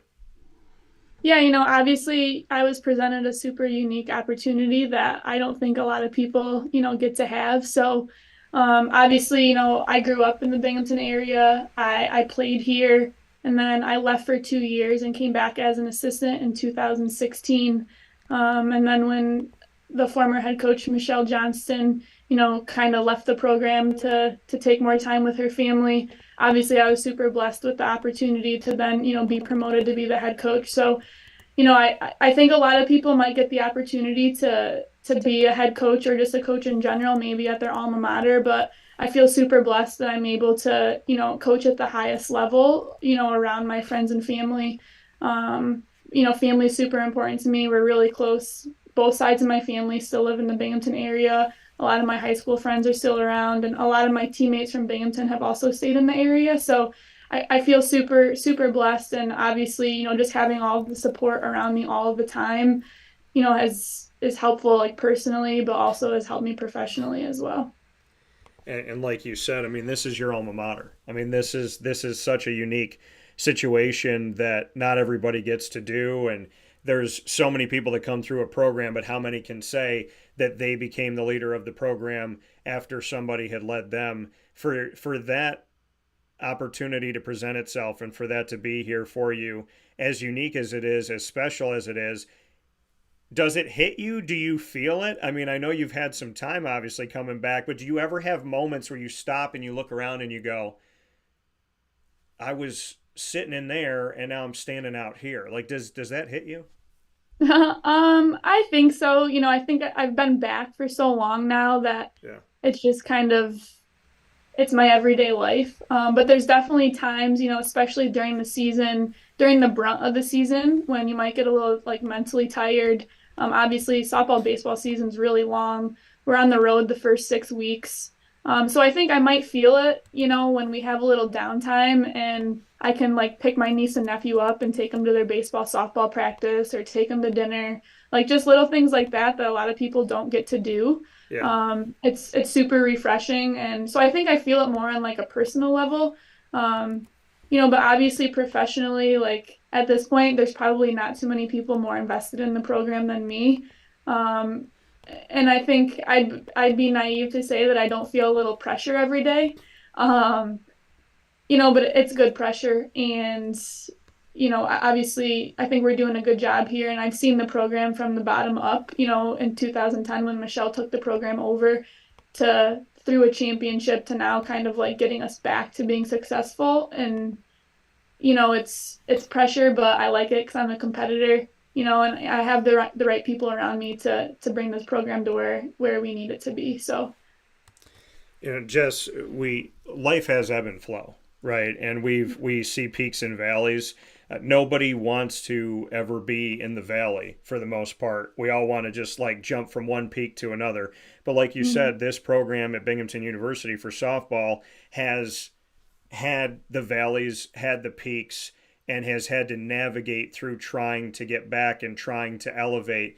What has that experience been like for you? And as the head coach, like you said, I know that you stated that you obviously feel the pressure of that being an alum, but in the story of Binghamton softball, where are we at in this story?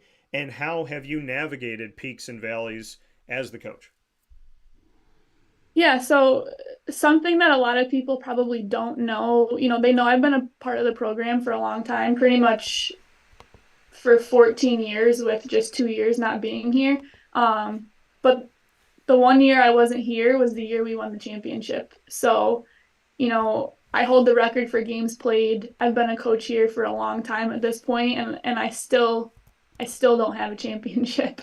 So I think we're building to that. I think I was the first recruiting class for Michelle when she took over the job. And she did a great job building up our program. And the year after I graduated, was when they won the America East for the first time in school history. And she did a fantastic job recruiting, and we had some really, really great players. And then I think, people just continue to get better, and we might have had a bad year or two, and we won the regular season a few years and then just didn't finish great. Softball's a crazy sport, and it's all about getting hot at the right time, and we just haven't found that.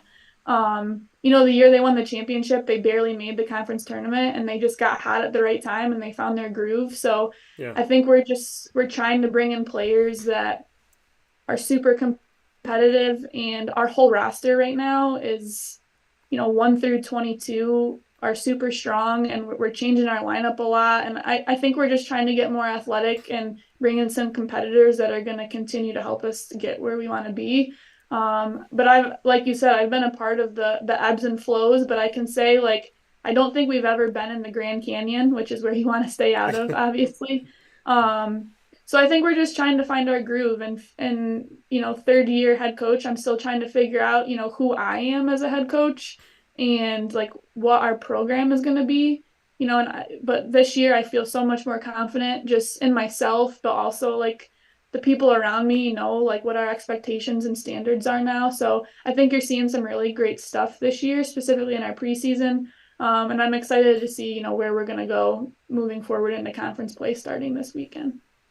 Binghamton Bearcats head softball coach Jess Bump here with me in this edition of the Bearcat Breakroom. You said you're still discovering in your third season as a head coach who you are. What are some of the things that have started to materialize when you're saying, who am I as a head coach? Do you have foundational pieces that you can say, as I'm developing exactly what I see myself as a head coach? I know that there's this, I know that there's that, I know there has to be this. Are there things that essentially, if we're taking a picture and the picture appears foggy and it starts to come more and more into view, how are you coming into view? What are those things that you're having clarity on as who you want to be as a head coach? So I think my whole experience, becoming a head coach was a lot different than most people's. So, when I took the job as the assistant back in 2016, I was under the impression that Michelle was going to be here forever. And I think at that point, I think she thought she was going to be too, but obviously life changes and things happen. Yeah. So my dream job was just to be a softball coach at Binghamton. I never had the aspirations of being a head coach because I just loved being around my family. I didn't view it as a job. I loved what I was doing. I loved the community. So I think that's something that's a little bit different. And I think for a while, some people saw it as me like getting complacent and not wanting to like develop professionally, but it truly was just like exactly what I wanted to be doing. And then when Michelle kind of gave me the heads up that she was going to be, stepping down at the end of the 2021 season, it was obviously a shock to me just because, like I said, I assumed, and I think everybody assumed that she was going to be here till she was older. So then it hit me and I was like, all right, well, I think that means that I kind of have to like apply for this job. Like, I think I'm the right person, but I didn't like get to decide that I was ready. Yeah. Like in most instances, people are like, all right, I think I'm ready to be a head coach now. Like I never had that like processing within myself because I was just okay with where I was at. So I always tell people like, when you become a head coach, most people get to decide on their own. And I didn't really feel like I had that decision. I was kind of like put into it, which obviously 3 years later, I'm super happy about it. And I do think I was the right person to take over our program. But it took me a long time to like come to terms with that. Like I still had to go through the same interview process as everybody else. I had to prove to our administration that I was the right person for the job. I'd also been going through a lot of like personal things at that time as well. I lost my father the same week that I got the head job. So there was just a lot of life happening at the same time. Yeah. So I think I was kind of like living like under this rain cloud for a little bit when I was supposed to like, I just got my dream job and I was supposed to be so happy about it. I was still like dealing with some things personally. So I think talking about all of that, like it just took me a long time to find my groove and be like, all right, this is my program now. And I'm personally ready to move on with my life and like professionally ready to move on.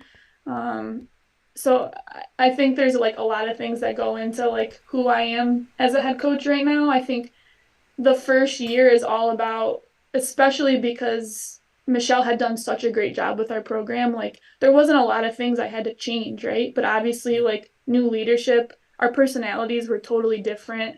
A few coaching philosophies might have been different. So you can't change everything at once. So I was just trying to decide like what's the most important right now. Like, all right, setting some new standards that I feel like are important.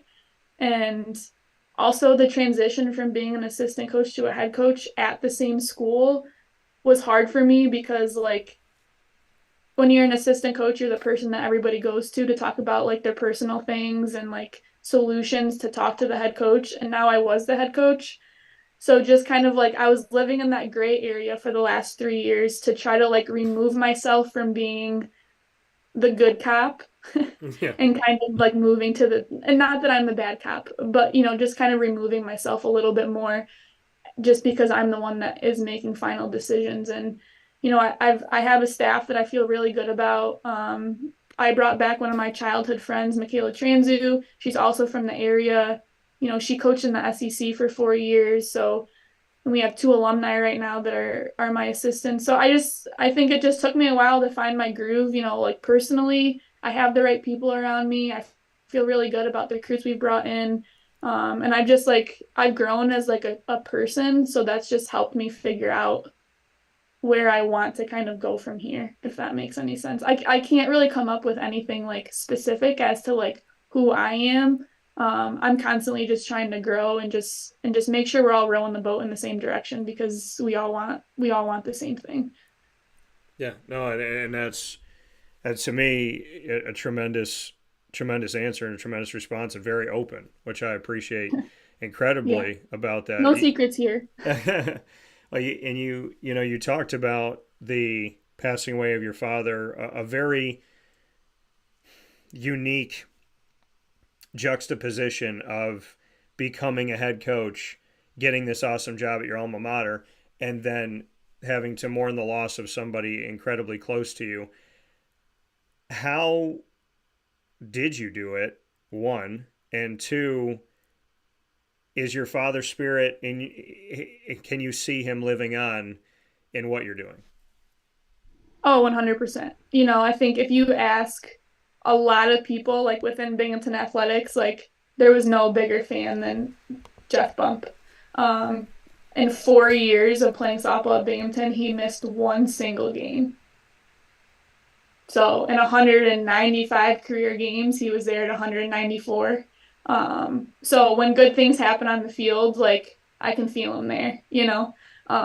As far as how I did it, it's just all about perspective. Like it was probably the best thing that's ever happened to me in my life, as far as like I really made sure that I was doing all the right things for myself to put me in a position to, be successful professionally. And then it was like at the same time, probably like the worst time in my life. So I was kind of being pulled in two completely different directions. And I just had to keep telling myself that like I have to be positive and continue to move forward, like not for myself, but more so for the girls. Because obviously it was a transition for them as well. Like they were really expecting Michelle to be here for a long time, and 18 to 22-year-olds don't handle change well. So I think I just tried to shift my mindset to be, I have to be a better person for them and make sure that they know that I'm good. But I think everyone grieves differently, and I was just super blessed that I had a space to come to where I felt comfortable. And I obviously like don't really see this as a job, and it's super fun. So that just like it obviously helped me kind of, move forward. But I do think I kind of like put my like grief and mourning aside a little bit. So, at some point, like a year or two later, I was like, wow, like I think I need to like take a step back and also do a little bit for myself as well. I'm a giver, I'm a fixer. So my first instinct is to always do stuff for other people. But I think finally, 2 or 3 years later, I just know that he's proud. And he's always watching every game. So like I said, when good things happen, I'm like, thanks. Like, thanks for that. We needed a break, Yeah. Thanks for blowing the wind a little bit more so that ball went over. Like we needed some momentum, I'm always giving him the credit for that. No, and I think that's awesome, and I'm nodding when you say I'm a giver, I'm a fixer, because I understand that world all too well. Before we get into something called rapid fire, where you and I get to put each other on the hot seat and have some fun with that, and as a head coach, you never get to ask questions, so that'll be fun for you. And I mean, there's so many things that you've said that go so far beyond softball that it seems almost primitive to say, hey, let's look at the record right now. But when we look at the 2024 season, what have you seen out of this specific team? I know we're young in the season, but just how they started, how they're going, where you feel like they can go, just what this team has brought to you. Like you said, this is a safe space. It doesn't feel like a job. It's fun. Why is this team enjoyable? Why are they fun? Why should people come see them? I think the one thing that sets us apart from a lot of programs is just our depth. Like if you look at our box scores for the first, I think we're 14-8 right now. So if you look at our box scores, like there's only 4 players on our team that have played every game. Yeah. Which if you look at other stats, like you're not seeing that. I think 3 times this year, I've literally used every single person on our team in some capacity in 7 innings. And I think sometimes that's hard for people to embrace. Like we see our depth as a strength, but then obviously sometimes selfishly, people are like, what's going on? If that makes sense. But I do think the girls are like emotionally intelligent and mature enough to understand that like that's going to help us win a championship. And we've had a lot of different lineups and we've won with a lot of different lineups. And, if we have an injury, like I think we feel good about what we have. So I think more so than ever, our depth and athleticism has really helped us win a lot of games. So, as far as like why should you come out and watch us play? Like you could watch a different team every game, which I think is super unique. Our pitchers are some of our best athletes. Our 2, 3, 4 batters right now are 3 out of 6 of our pitchers. And you're definitely not seeing that. Our pitchers are playing first base, our relievers playing center field, our number one pitchers, our designated player when she's not pitching, like just things that are happening that have kind of become a niche for us that you don't see a lot. So and they're just a fun group. They love being together, they love playing the game. And I think our toughness level is there. We've been down a lot in a lot of our wins, and we never are out of a game. Obviously, if you looked at our game against Penn State on Sunday, they put up an 11 spot in the first inning, like crazy. I felt like I was living in a simulation. I'd never seen anything like it. We just couldn't buy an out, right? So after the top of the first, you look up at the scoreboard and you just see a 1 because they don't put 2 numbers up there. So I'm like, all right, you just got to keep chipping away. We got to try to extend this game. And then we put up a 2 spot and another 2 spot. And pretty soon it's 11-4. And we're having a lot of walks. And I just think like we never count ourselves out, which in that scenario, when you give up 11 runs in the top of the first, like a lot of teams would probably fold and just want to like be done with it. Yeah. But they kind of like put their heads down and they're like, all right, let's try to make this happen. And we were honestly probably 1 hit away from making it a game. Things just like weren't falling. But so I think for a lot of reasons, like our toughness, we're fun. You're seeing a lot of different people play. And I think that's going to really help us like continue to be successful as the year goes on. Well, I mean, to me, hearing your story and hearing the story of this team, it's incredibly difficult. I would think anyone, and I'm going to look right in the camera when I tell you all this, if you're living in the area and you're not at a Binghamton game, I have no idea what you're doing. So you can make your way out to a Binghamton softball game at home and on the road. It's time to play rapid fire in this edition of Bearcat Breakroom. It can be any question in the world, Jess. So it could be softball related, it could be sports related, it could be literally anything, music, movies, TV, pastimes, childhood, whatever. You get to ask the first question. What do you got for me? Who's your favorite person you've ever interviewed? This is so difficult. I'm going to go with the answer that always comes to my mind. And that's, I mean, she wasn't on the show necessarily, but interviewing my grandma, my mom's mom, who I very lovingly call G Mama. And G, she passed away a few years back, and seems like it was last year, but I think it was like 6 years ago. And she was almost 101. So we spent a lot of time together, 69 years apart, but I spent over 30 years with her. And she just gave me really good advice to the point where in my bedroom, I have a cross on one side and I have on the other side the song she would always sing to me, which is I Love You a Bushel and a Peck. And I bought that for my mom. My mom has that in the bathroom too in her house. And there's never a day that goes by where I don't just want to like turn to my side. And I do it all the time in my car because I used to bring her places. So we would call it our dates. So I'd bring her to get lunch and she'd get her hair done. We'd go to the movies. And I look at my passenger side all the time and I just picture that little woman, that little Italian woman eating her pizza and drinking her coffee. And I always wonder, like, what would she think about this? And I feel like more and more I'm getting those answers. And she's just the coolest human being ever created besides the God I serve. And she's the nicest person. And the very simple sentences of advice she's given me can literally be connected to every decision I've ever had to make in my life.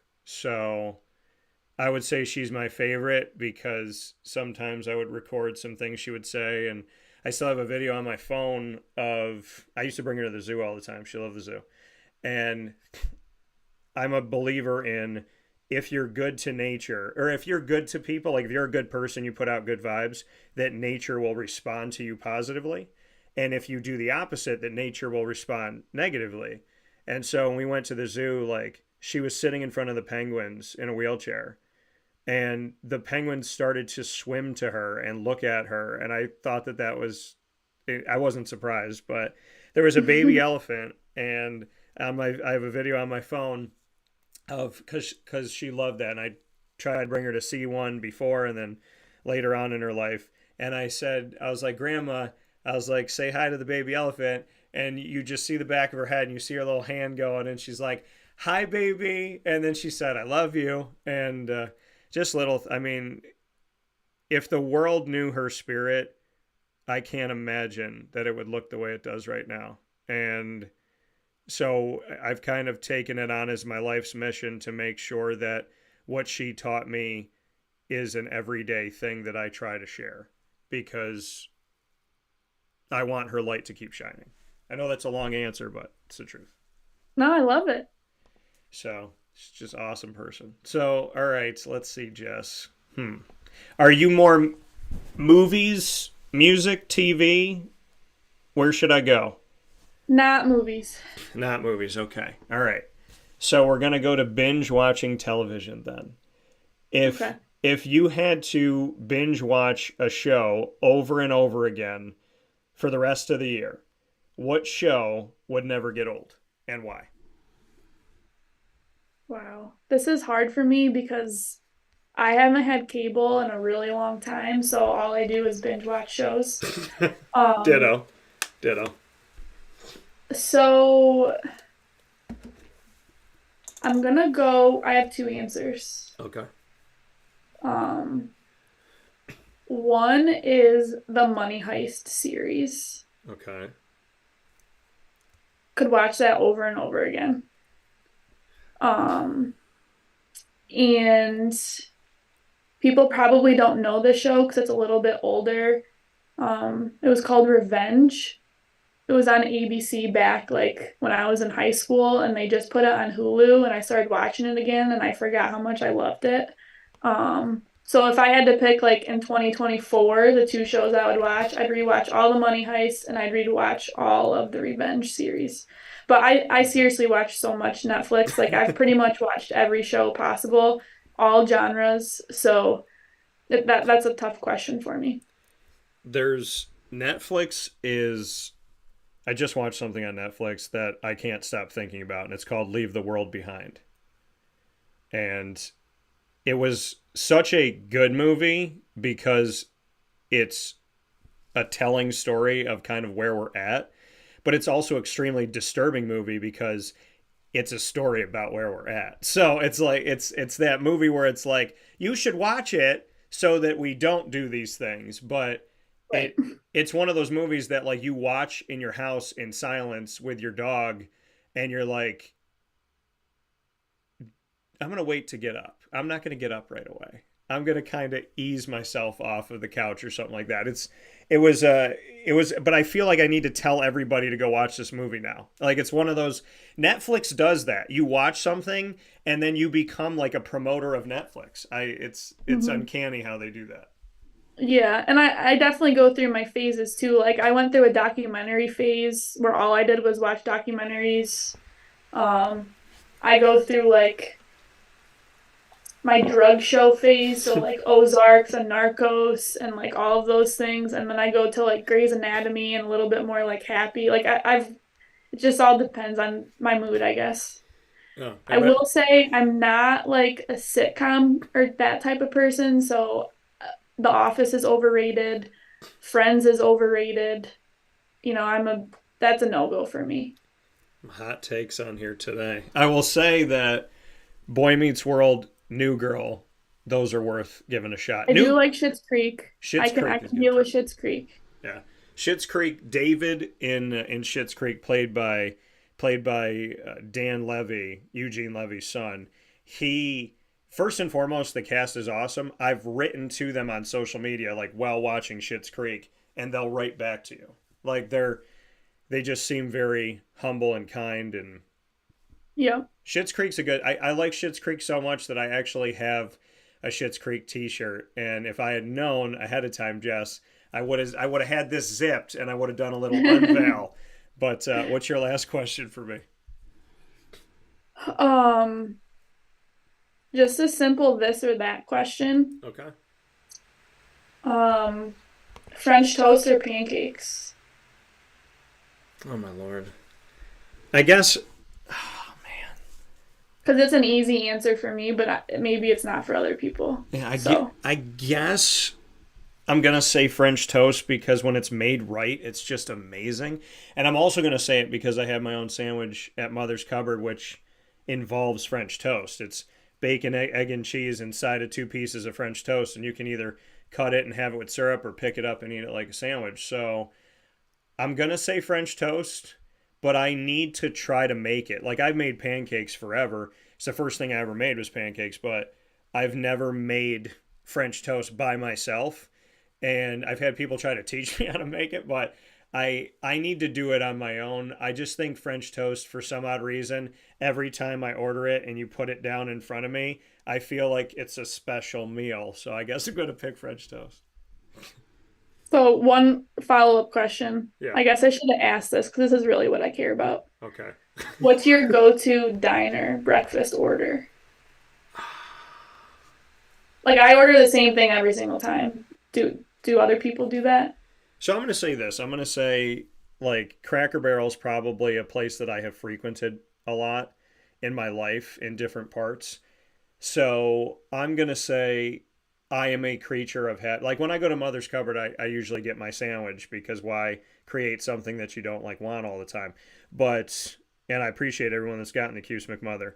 But I think for me, if I'm going to say, like, what have I gotten in my travels, whether I'm in Florida or in New York or wherever I am, if I'm at Cracker Barrel, I am a creature of the mama's breakfast. And I get French toast, 2 eggs over medium, multigrain toast to dunk with the eggs, and bacon done crisp, almost burnt. So, like, like, if I had to pick a meal, it's got to have some type of the bread with sweetness, like a French toast. It's got to have eggs, and it's got to have bacon. So, what is yours? 2 eggs over easy, bacon, home fries, and rye toast with Frank's hot sauce all over everything. All over everything. Okay. All right. I like that. That's it. I mean, it's like we know what we like. And I think when you go to, like, different diners and different places, I will do that. I'll be like, all right, give me your French toast, give me your eggs, give me your bacon, or your, like, country ham. And then I'll say, okay, this ham's rubbery, this ham's good. This French toast is eggy, this French toast was perfect. These eggs were done too much, these eggs weren't done enough. So, like, I think that I've never been asked that question, but I find it completely fair that I feel like most of us in life will order a certain thing at a bunch of different stops, and we know the ones that were good, and we know the places we're never going to go back to. I like that. All right, well, my last question for you, now that I'm thinking about food and I'm in the studio and I'm starving, is if you had one meal that you had to have breakfast, lunch, and dinner for the rest of your life, like, this is it, you can't get sick of it, this is what you're eating every single day, what is it? Buffalo chicken pizza with a side of ranch. That was so easy for you to answer. Buffalo chicken, from where? Oh man, it doesn't really matter. Okay. Just buffalo chicken pizza with a side of ranch. Buffalo chicken pizza with a side of ranch. All right. Buffalo chicken seems to be one of those go-tos. So I like this. I feel like next time we should start with food in the conversation. Okay, sounds good. I'm a foodie, so that's easy topic of conversation for me. Fair enough, because now I got so many wheels turning here. Jess Bump, Binghamton Bearcats head softball coach. Go out and support the team, obviously, in Binghamton University in the Southern Tier, as well as on the road. This Bearcat Breakroom celebrating Jess Bump, her history, and the entire team in 2024, as well as everything that has been and is to come. Jess, thank you for your time. Thank you for creating hunger inside of me here this morning so that I will run out of the studio. And thank you for the story that you shared with us today. I appreciate it. Yeah, of course, Dan. Thanks for having a platform for all of us to be able to, talk to you and just talk about our teams and put ourselves out there. We really appreciate it. Absolutely. It's an honor. Well, take care. Have a good day. Thanks. You too. Take care. That coming once again from Jess Bump here on Wake Up Call with Dan Tortora, where sports meets life. We had anticipated that those interviews were, going to be here with us in hour number 2. And honest, I mean, I could have gone another 3 hours.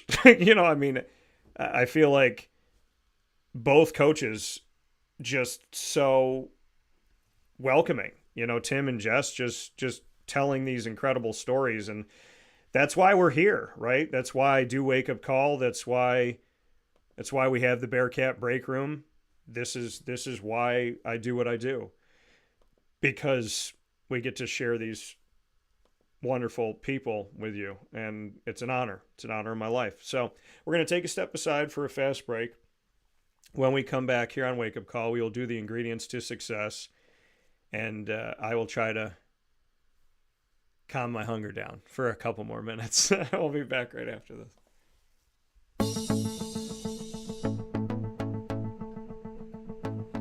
Avicolli's, located on the corner of Route 57 and Wetzel Road in Liverpool, New York, has been your trusted neighbor for decades. Located just steps from Liverpool High School, we're happy to have the Liverpool Warriors on-site, on-location broadcast at Avicolli's through Wake Up Call with Dan Tortora every single month, featuring student athletes, coaches, and administration throughout the year from Liverpool High School. Head out to Avicolli's today on the corner of Route 57 and Wetzel Road in Liverpool, New York, open Tuesday through Sunday for lunch, dinner, and drinks. We'd love to see you out there. And of course, you can call them at 315-622-5100 for takeout, delivery, and catering. That's 315-622-5100. And also find them on myavicollis.com. That's myavicollis.com.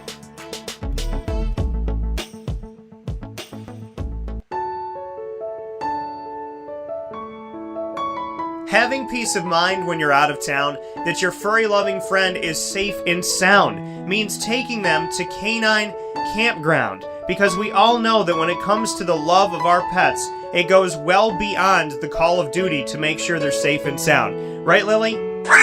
So take a ride to 242 Johnson Street in East Syracuse, New York, and see Canine Campground and where your dog will be staying, in the classic cabin, the executive cabin, the grand cabin, or of course the luxury cabin, because if you know Lily, you know she loves luxury. Now you don't have to wait to the last minute to find a family member or a friend that'll take your dog for a few days. Call Canine Campground at 315-299-4013. That's 315-299-4013. Their drop-off and pickup times are Monday through Sunday. Check K9campground.com for more information. That's the letter K, the number 9, and campground spelled with a K.com. K9campground.com. When you're going out of town, bring your dog to Canine Campground.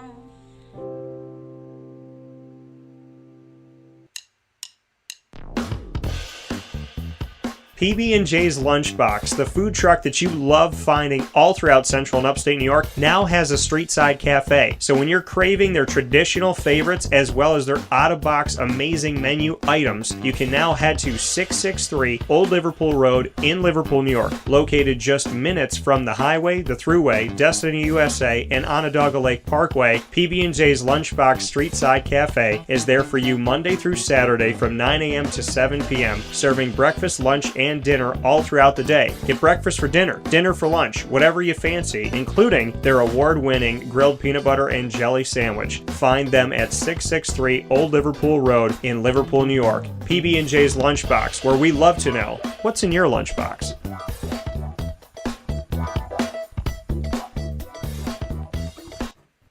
Welcome back here to Wake Up Call with Dan Tortora, where sports truly meets that thing called life. Happy to be here with you every Monday through Friday from 9 a.m. to 11 a.m. Eastern Time. I hope you're having yourselves a wonderful, wonderful day. If you're not, I hope that we made it a little bit brighter, and hopefully we continue to do that. It's time to get into our final piece of every Tuesday broadcast, which is the Ingredients to Success, proudly presented to you by the wonderful team led by John and everyone. Just a wonderful, absolutely great group at Avicolli's.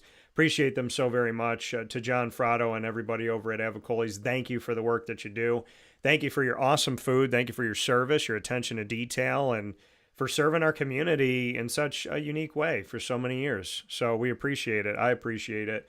And we love doing our Liverpool shows there. It's my exclusive home for our Liverpool Warriors broadcasts that we do is right there at Avicolli's on 7839 Oswego Road in Liverpool, New York, on the corner of Wetzel Road and Route 57, right down the street from Liverpool High School. So make sure you head over to Avicolli's every Tuesday through Sunday for lunch, dinner, and drinks. Of course, drink responsibly. If you are of age, if you're not of age, please do not drink. So head off to Avicolli's for lunch, dinner, and drinks. You can call them for takeout, delivery, and catering by calling 315-622-5100. That's 315-622-5100. And you can also order online at myavicollis.com. That's myavicollis.com. It's time for the Ingredients to Success, folks. So today's topic is past versus present. The past versus le present. So let's discuss it. Okay. Some of us live in the past. I used to just sit back there in the past. Not there anymore. Nope, living in the present now. Like it. It's more fun, more to do. And can't do anything in the past, kind of like quicksand, doesn't really help.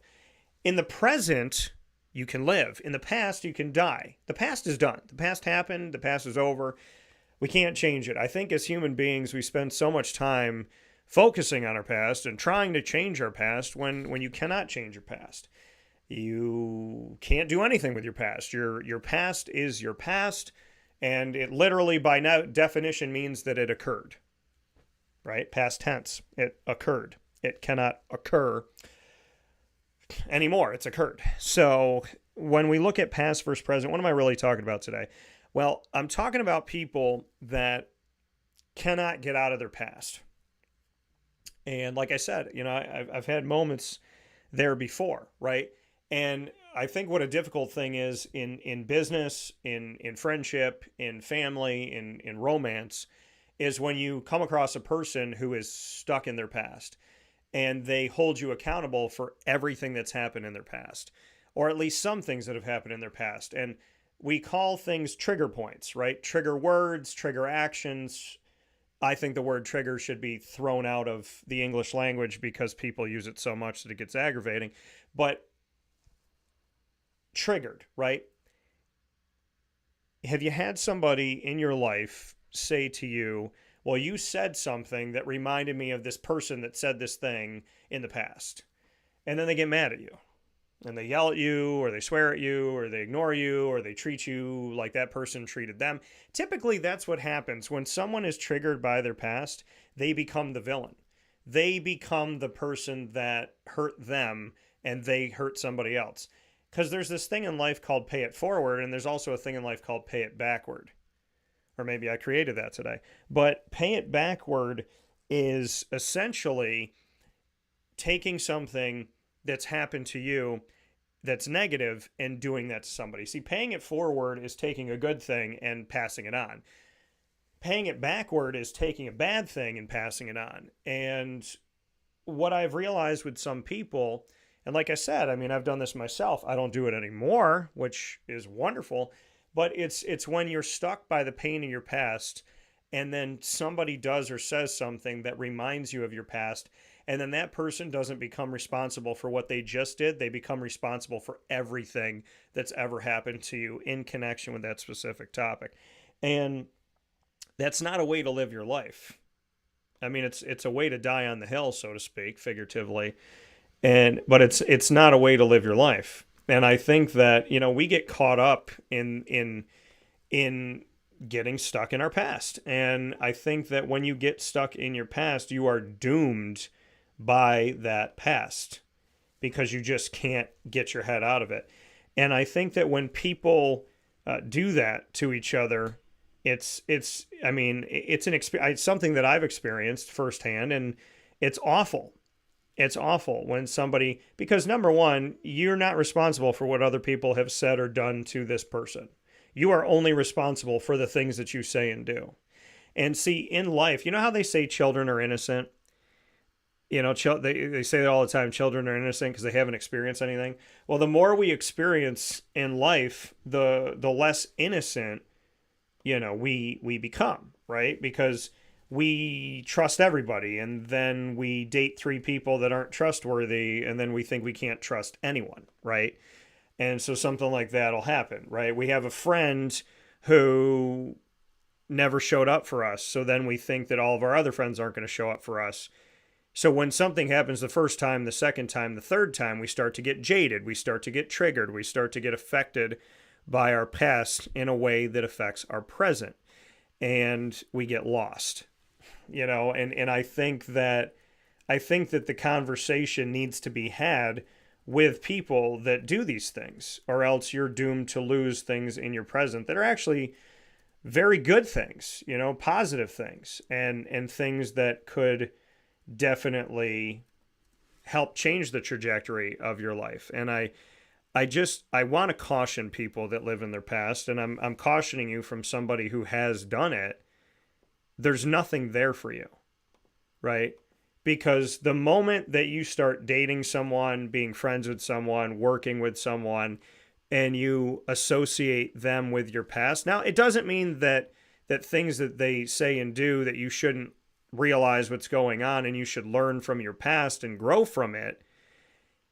What I'm essentially saying to you is, if you treat every friend in a way where they're paying for the sins of all of your other friends that have hurt you, you're not letting that person have a real place in your life. If you think that this boss is going to disrespect you and not give you a promotion and not like you and not be nice to you, you're setting the boss up to fail because you're looking for the boss to fail. And if you're in a romantic relationship, it's the same thing.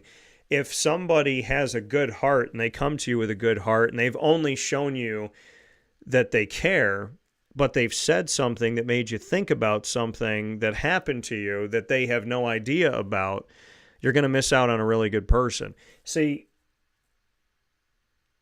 actions speak louder than words. We hear that all the time, don't we? But it's true. I think we hear it all the time because it's true. A lot of people say really nice words, and then when their actions don't meet those words, they want to know why you're questioning them. Why are you questioning me? I told you that I care. I told you that I'd be there. I told you that you matter. I told you. Well, telling me something and doing it are 2 totally different things, and I haven't met somebody on this planet yet that hasn't told me how awesome they are and all the wonderful things that they're going to do. But I've met a ton of people on this planet that don't do any of the things that they say they're going to do. So the chances of you finding somebody that's going to say what you want to hear but not do what you hope they'll do, those are high. They're high, right? The longer I've been a business person, the more I've realized that some people give their word and mean it. Some people give their word and it's not worth the napkin that you wipe your face on. I have realized that with friends. I've realized that in romance, that everyone's going to tell you all of they're going to tell you nice things. Most people are going to tell you positive things. But when push comes to shove and it really comes down to that person trusting you, knowing you, and looking at your actions, if they're stuck in their past, they're stuck. and you can't get them out of it. And you'll kill yourself trying to do it. You know, I read something that somebody had posted. I asked God to give me clarity over these last few days, and he didn't just give me clarity, he gave me clarity in droves, and it came over and over and over again in so easily sent to me. And I'm going to read you one of the things that I saw. Somebody had shared this, and then I decided to share it because it just hit me. It said, imagine being bitten by a snake, and instead of focusing on healing and recovering from the poison, you're consumed with finding the snake to explain why it hurt you and to prove that you didn't deserve it. This isn't about the snake. First thing that I thought of was, wow, I've experienced this. Second thing is, if you were bitten by a snake and you did not heal and recover from the poison, and you just went out, like if you got bit by the snake and then you went out into the jungle looking for the snake, you would die of the infection. You would die of the poison. You would literally die. And if for some reason you did not die from the poison of the snake, when you see the snake again, it bit you once, it's going to bite you again. And I was having a conversation with a friend yesterday about something that happened in their life. And they were like, why is this person not sorry? Why doesn't this person feel bad? And I said to them, I go, why do you expect somebody that did such a horrible thing to you to now apologize? If they could bring themselves to do something horrible, why would they be the type of a person to apologize? I would expect the people that do horrible things to be the least likely to be the people that have remorse. Because if you could bring yourself to do it, not that we don't all make mistakes, but if you can bring yourself to do something really crappy to somebody, why do we expect that person that was immoral to us to just wake up and be moral? You know, and I thought about that in my own life. I thought about that years ago in my life. I said, somebody in my life did something I would never even fathom doing to any human being ever. And after they did it, I expected an apology. Why would I get an apology from somebody who could bring themselves to do something so mean and cruel? You know, one of the biggest mistakes I think we make in our lives is we expect people who do really mean things to us to all of a sudden be a different person. But if they could bring themselves to do those things in the first place, why would they do, you know what I mean? Like if somebody cheats on you, right? You expect them to apologize. But that's a person who brought themselves to a dark, dirty level. Why do you think that that person all of a sudden is going to have a conscience? They didn't have a conscience when they were cheating. They didn't have a conscience when they were flirting. They didn't have a conscience when they gave you their word and didn't keep it, right? It doesn't matter what somebody says more than it matters what they do. And when someone's questioned my merit based on something that I said that triggered something of their past that I have no control over, I ask them to look at my actions. My actions have always been supportive. My actions have always been there for you. My actions have always shown you that you are important, that you are special, that you are honored, that you are valued, that you are trusted, that you are respected. If I say something that somehow turns into something that came from your past, that's you living in your past. That becomes a you problem, not a me problem. Because what you're essentially saying is you said something that somebody else said a long time ago, and this is how this person was as a person, so this is who you are. But if you watch my actions, I'm nothing like this person that you're describing. By the way, I don't know the person. I don't know what they look like. I don't know what they sound like. I don't know what they said. I don't know if they said it while they were fighting with you. I don't know if they meant it. I don't know if they didn't mean it. I don't know anything about these people. And what I learned, and it took me a long time to learn it, is anybody that you meet today that can be a potential boyfriend, girlfriend, husband, wife, friend, neighbor, employee, employer, none of those people have any idea what's happened to you up to this point. And even if you tell them what's happened to you up to this point or said to you up to this point, they're not responsible for it. And the chances of somebody saying or doing something that reminds you of something when you are stuck in your past are extremely high Because if you're stuck in your past, you're waiting for somebody to look like somebody else. If you're living in your past, you believe more than not that everyone you meet is the same. And I sat on the couch and had a conversation with somebody a couple weeks ago that never let me explain myself. And when they finally let me explain myself, it took 5 minutes for them to go, well, you got to understand from my point of view, you're a different type of man. I didn't expect that. I didn't anticipate that. I thought you were like everybody else. I'm like, and you silenced me. You ignored me and you left me by myself. And when you finally decided to talk to me and give me the respect that I've given you to speak your mind, what did I say? I said exactly who I was. And you had to realize that you just wasted all these hours and all these days treating me like everybody else instead of listening to me and actually hearing what I think and then watching me carry it out in my actions. I'm not the type of person that's going to tell you something and do something else. That's not who I am. And I don't believe in those people. You know, I don't believe in people that do.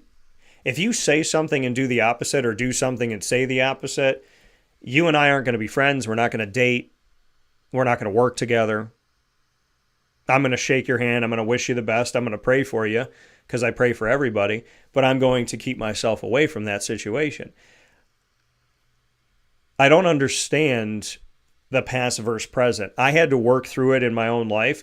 But when you meet somebody that hasn't done it, you look at that person, you go, oh my gosh, did I look like that? Did I bother people? Did I frustrate people like I'm frustrated right now?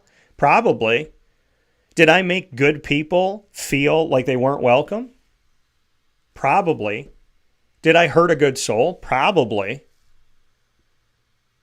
You know, sometimes until something is really done to you, you don't get it. And I don't want that to be the case for me or the case for you. But we live in a world that is so me-centric. It's all about me. It's all about everything I've been through and everything I've done. You have to talk to me on my schedule, on my time, when I say so, and you could talk for this many minutes until I interrupt you. No. If someone tells you, thank you for openly communicating with me and thank you for being the only person that's ever let me speak, how dare that person not let you speak after telling you that you gave them something they never had, now they're taking away something that you do have? How dare somebody tell you, I will talk with you on my schedule when I feel like it at a time that I decide? I think if people took a step back and actually listened to themselves sometimes, they would be embarrassed. They would realize the hypocrisy.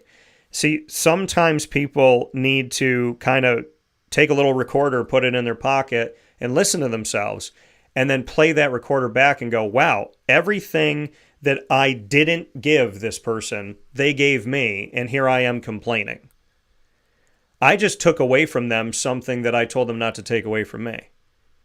And in a lot of cases, people that silence you and ignore you and disrespect you and treat you with a double standard, those people are typically bound to do the things that they don't want done to them. They're typically the guilty party. And it's unfortunate, but you cannot tell someone not to be late and then show up late.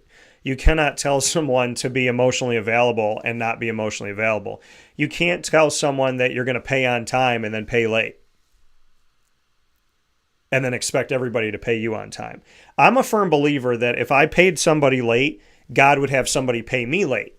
Not that God determines your free will. I just feel like something, like some chain of events will happen where it's like, okay, Daniel, look at what you did. Did you like that? No. Okay, well then don't do it. You know what I mean? And I think you eventually get everything you give, which is not a wishing of bad on people, because people say, well, you wish bad on me? And I'm like, well, that's an admission of guilt. If I say you get what you give and you're doing good things, then you should be happy. If I say you get what you give and you're treating people poorly, those are the people that are like, I can't believe you wish bad on me. Well, why'd I wish bad on you? Unless you're doing bad, you shouldn't have to worry about bad coming back to you. And I just feel like this past versus present thing has come so front and center to me that when you are living in the present and someone's living in the past, you have to walk on eggshells every single day of your life because you have no idea what's been said or done to them. And if they're already holding you accountable and they've already had multiple offenses of connecting you to somebody else when you've proven time and time again that you stand on your own and you're your own person, you're not going to get that person to believe you. You are chasing a snake that bit you, trying not to die of the poison before you get to the snake who's going to bite you again. So to everybody out there that's lived in the past, and trust me, I've done it myself, you do no service to anyone trying to work with you, be friends with you, date you, or know you. If you are living in the past, you will miss out on great opportunities because your sight is not set forward, your sight is set backward. And what do they say? If you spent your entire time driving looking in the rear view mirror, you are doomed to hit something every single time. If you spend most of your life looking through the rear view mirror, you will have an accident every day. And those accidents may cost you the good people that you were praying for. We'll take a step aside for... Actually, we don't have to take a step aside for a fast break. We've done everything we needed to do today. So here on the Ingredients to Success, proudly presented by Avicolli's, 7839 Oswego Road in Liverpool, New York. They've been here for decades for lunch, dinner, and drinks Tuesday through Sunday. Make sure you go out there and enjoy some awesome experiences at Avicolli's. You can go to their casual pizza side. You can also go to their fine dining side and their bar as well. And as the weather continues to get nicer, you can go outside and you can enjoy the patio that they have. And they always put some beautiful flowers out there and everything looks really, really awesome. So make sure that you head out to Avicolli's today. Let them know the DT sent you. You could say wake up call. You could say DT when you go in there. And make sure that you go and try some amazing flavored everything. Everything I've ever had at Avicolli's, man. It's just, it's got a unique flavor. It's so Avicolli's. I love being Italian and Hispanic, and I love going and getting really good Italian food. When you come from an Italian family and your mom and your grandmothers and your dad are fantastic cooks, and then you go to a place outside of your family's home cooking and it's awesome and your family wants to go there, your mom who's cooked for you your whole life wants to go there because she loves their tomato pie more than anybody else's. That's what Avicolli's is to my family and to many families. So head out there today, 7839 Oswego Road in Liverpool, New York, at the corner of Route 57 and Wetzel Road, right down the street from Liverpool High School. And it is the home where we do all of our Liverpool Warriors athletic spotlights right there at Avicolli's on 7839 Oswego Road in Liverpool, New York. With that being said, I want to thank you for tuning in to Wake Up Call on YouTube.com and Facebook.com, both /WakeUpCallDT, and on WakeUpCallDT.podbean.com, Monday through Friday, worldwide, from 9 a.m. to 11 a.m. at least. We're past 11:30 here today on the show, so you know that we typically go over. Of course, you can search us on Amazon Music, Audible, iHeartRadio, iTunes, and Apple Podcasts, Player FM, Podbean, Podchaser.com, Podvine, Spotify, TuneIn, and YouTube. I'll be adding a bunch of stuff to those channels, and all you have to do to find us is search Wake Up Call with Dan Tortora, or one word, Wake Up Call DT. Big time thanks to our incredible partners in Central and Upstate New York, Carvel DeWitt, where I have my own Sunday, the DT Dolphin, right down the road from the Lemoyne College Dolphins. Go and get it today, folks.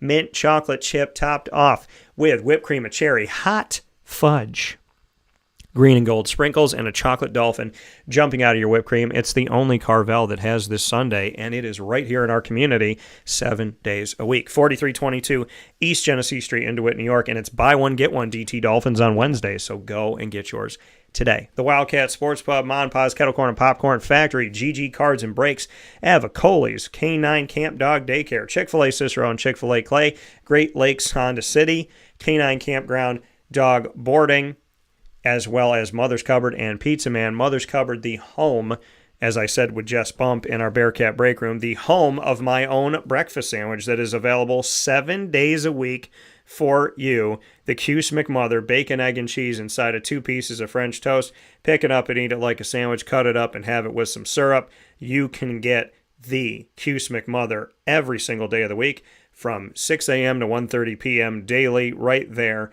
at Mother's Cupboard on 3709 James Street in Syracuse, New York. We look forward to seeing you out there. And, of course, we are the exclusive multimedia marketing partner of your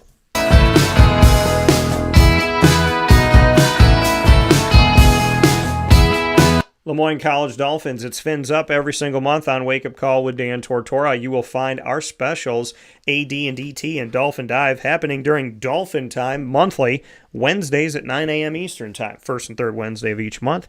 The AD and DT segments with Athletics Director Bob Beretta and myself, Dan Tortora, providing for you exclusive content, breaking news, and an inside look at Lemoyne College athletics and beyond with Bob Beretta, who I appreciate so very much. The Dolphin Dive coming to you the second and fourth Wednesday of each month at 9 a.m. Eastern Time, featuring student athletes, coaches, administration, future Dolphins, and alumni. Dive into their stories by going to youtube.com/wakeupcalldt. Click subscribe, hit the notification bell, and look for our Lemoyne playlist. You'll also find the Dolphins on wakeupcalldt.com's homepage, and you'll also find the Dolphins by going to our exclusive partners tab on wakeupcalldt.com. For more information, go to LemoyneDolphins.com, and as always, Fins Up. And the WNIT has been set this Friday, March 22nd at 7 p.m. Eastern Time.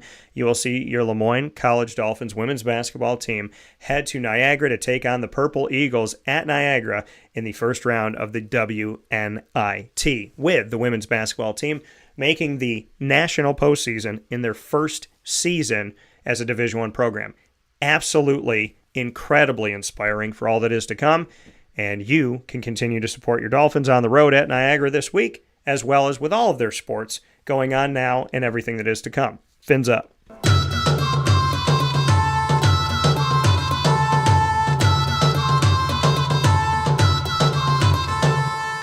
The Bryan and Stratton College Bobcats of Syracuse are exclusive multimedia marketing partners with Wake Up Call with Dan Tortora. Find your Bobcats with us every single month, telling the stories of baseball, esports, men's and women's soccer, and men's and women's basketball, making history just like women's basketball did this season, winning their first ever national tournament game in the USCAA Division I National Tournament held down in Richmond, Virginia. The Bobcat Buzz, telling the stories of student athletes, coaches, and administration every single month, exclusively on Wake Up Call, in a spotlight that we have here that you won't find anywhere else. Go to youtube.com/wakeupcalldt, click subscribe and the notification bell, and look for the BSC Syracuse playlist. You'll also find the Bobcats on wakeupcalldt.com's homepage and underneath the exclusive partners tab on wakeupcalldt.com. For more information, go to syracuse.bscbobcats.com. Support their baseball team currently in action, and go Bobcats.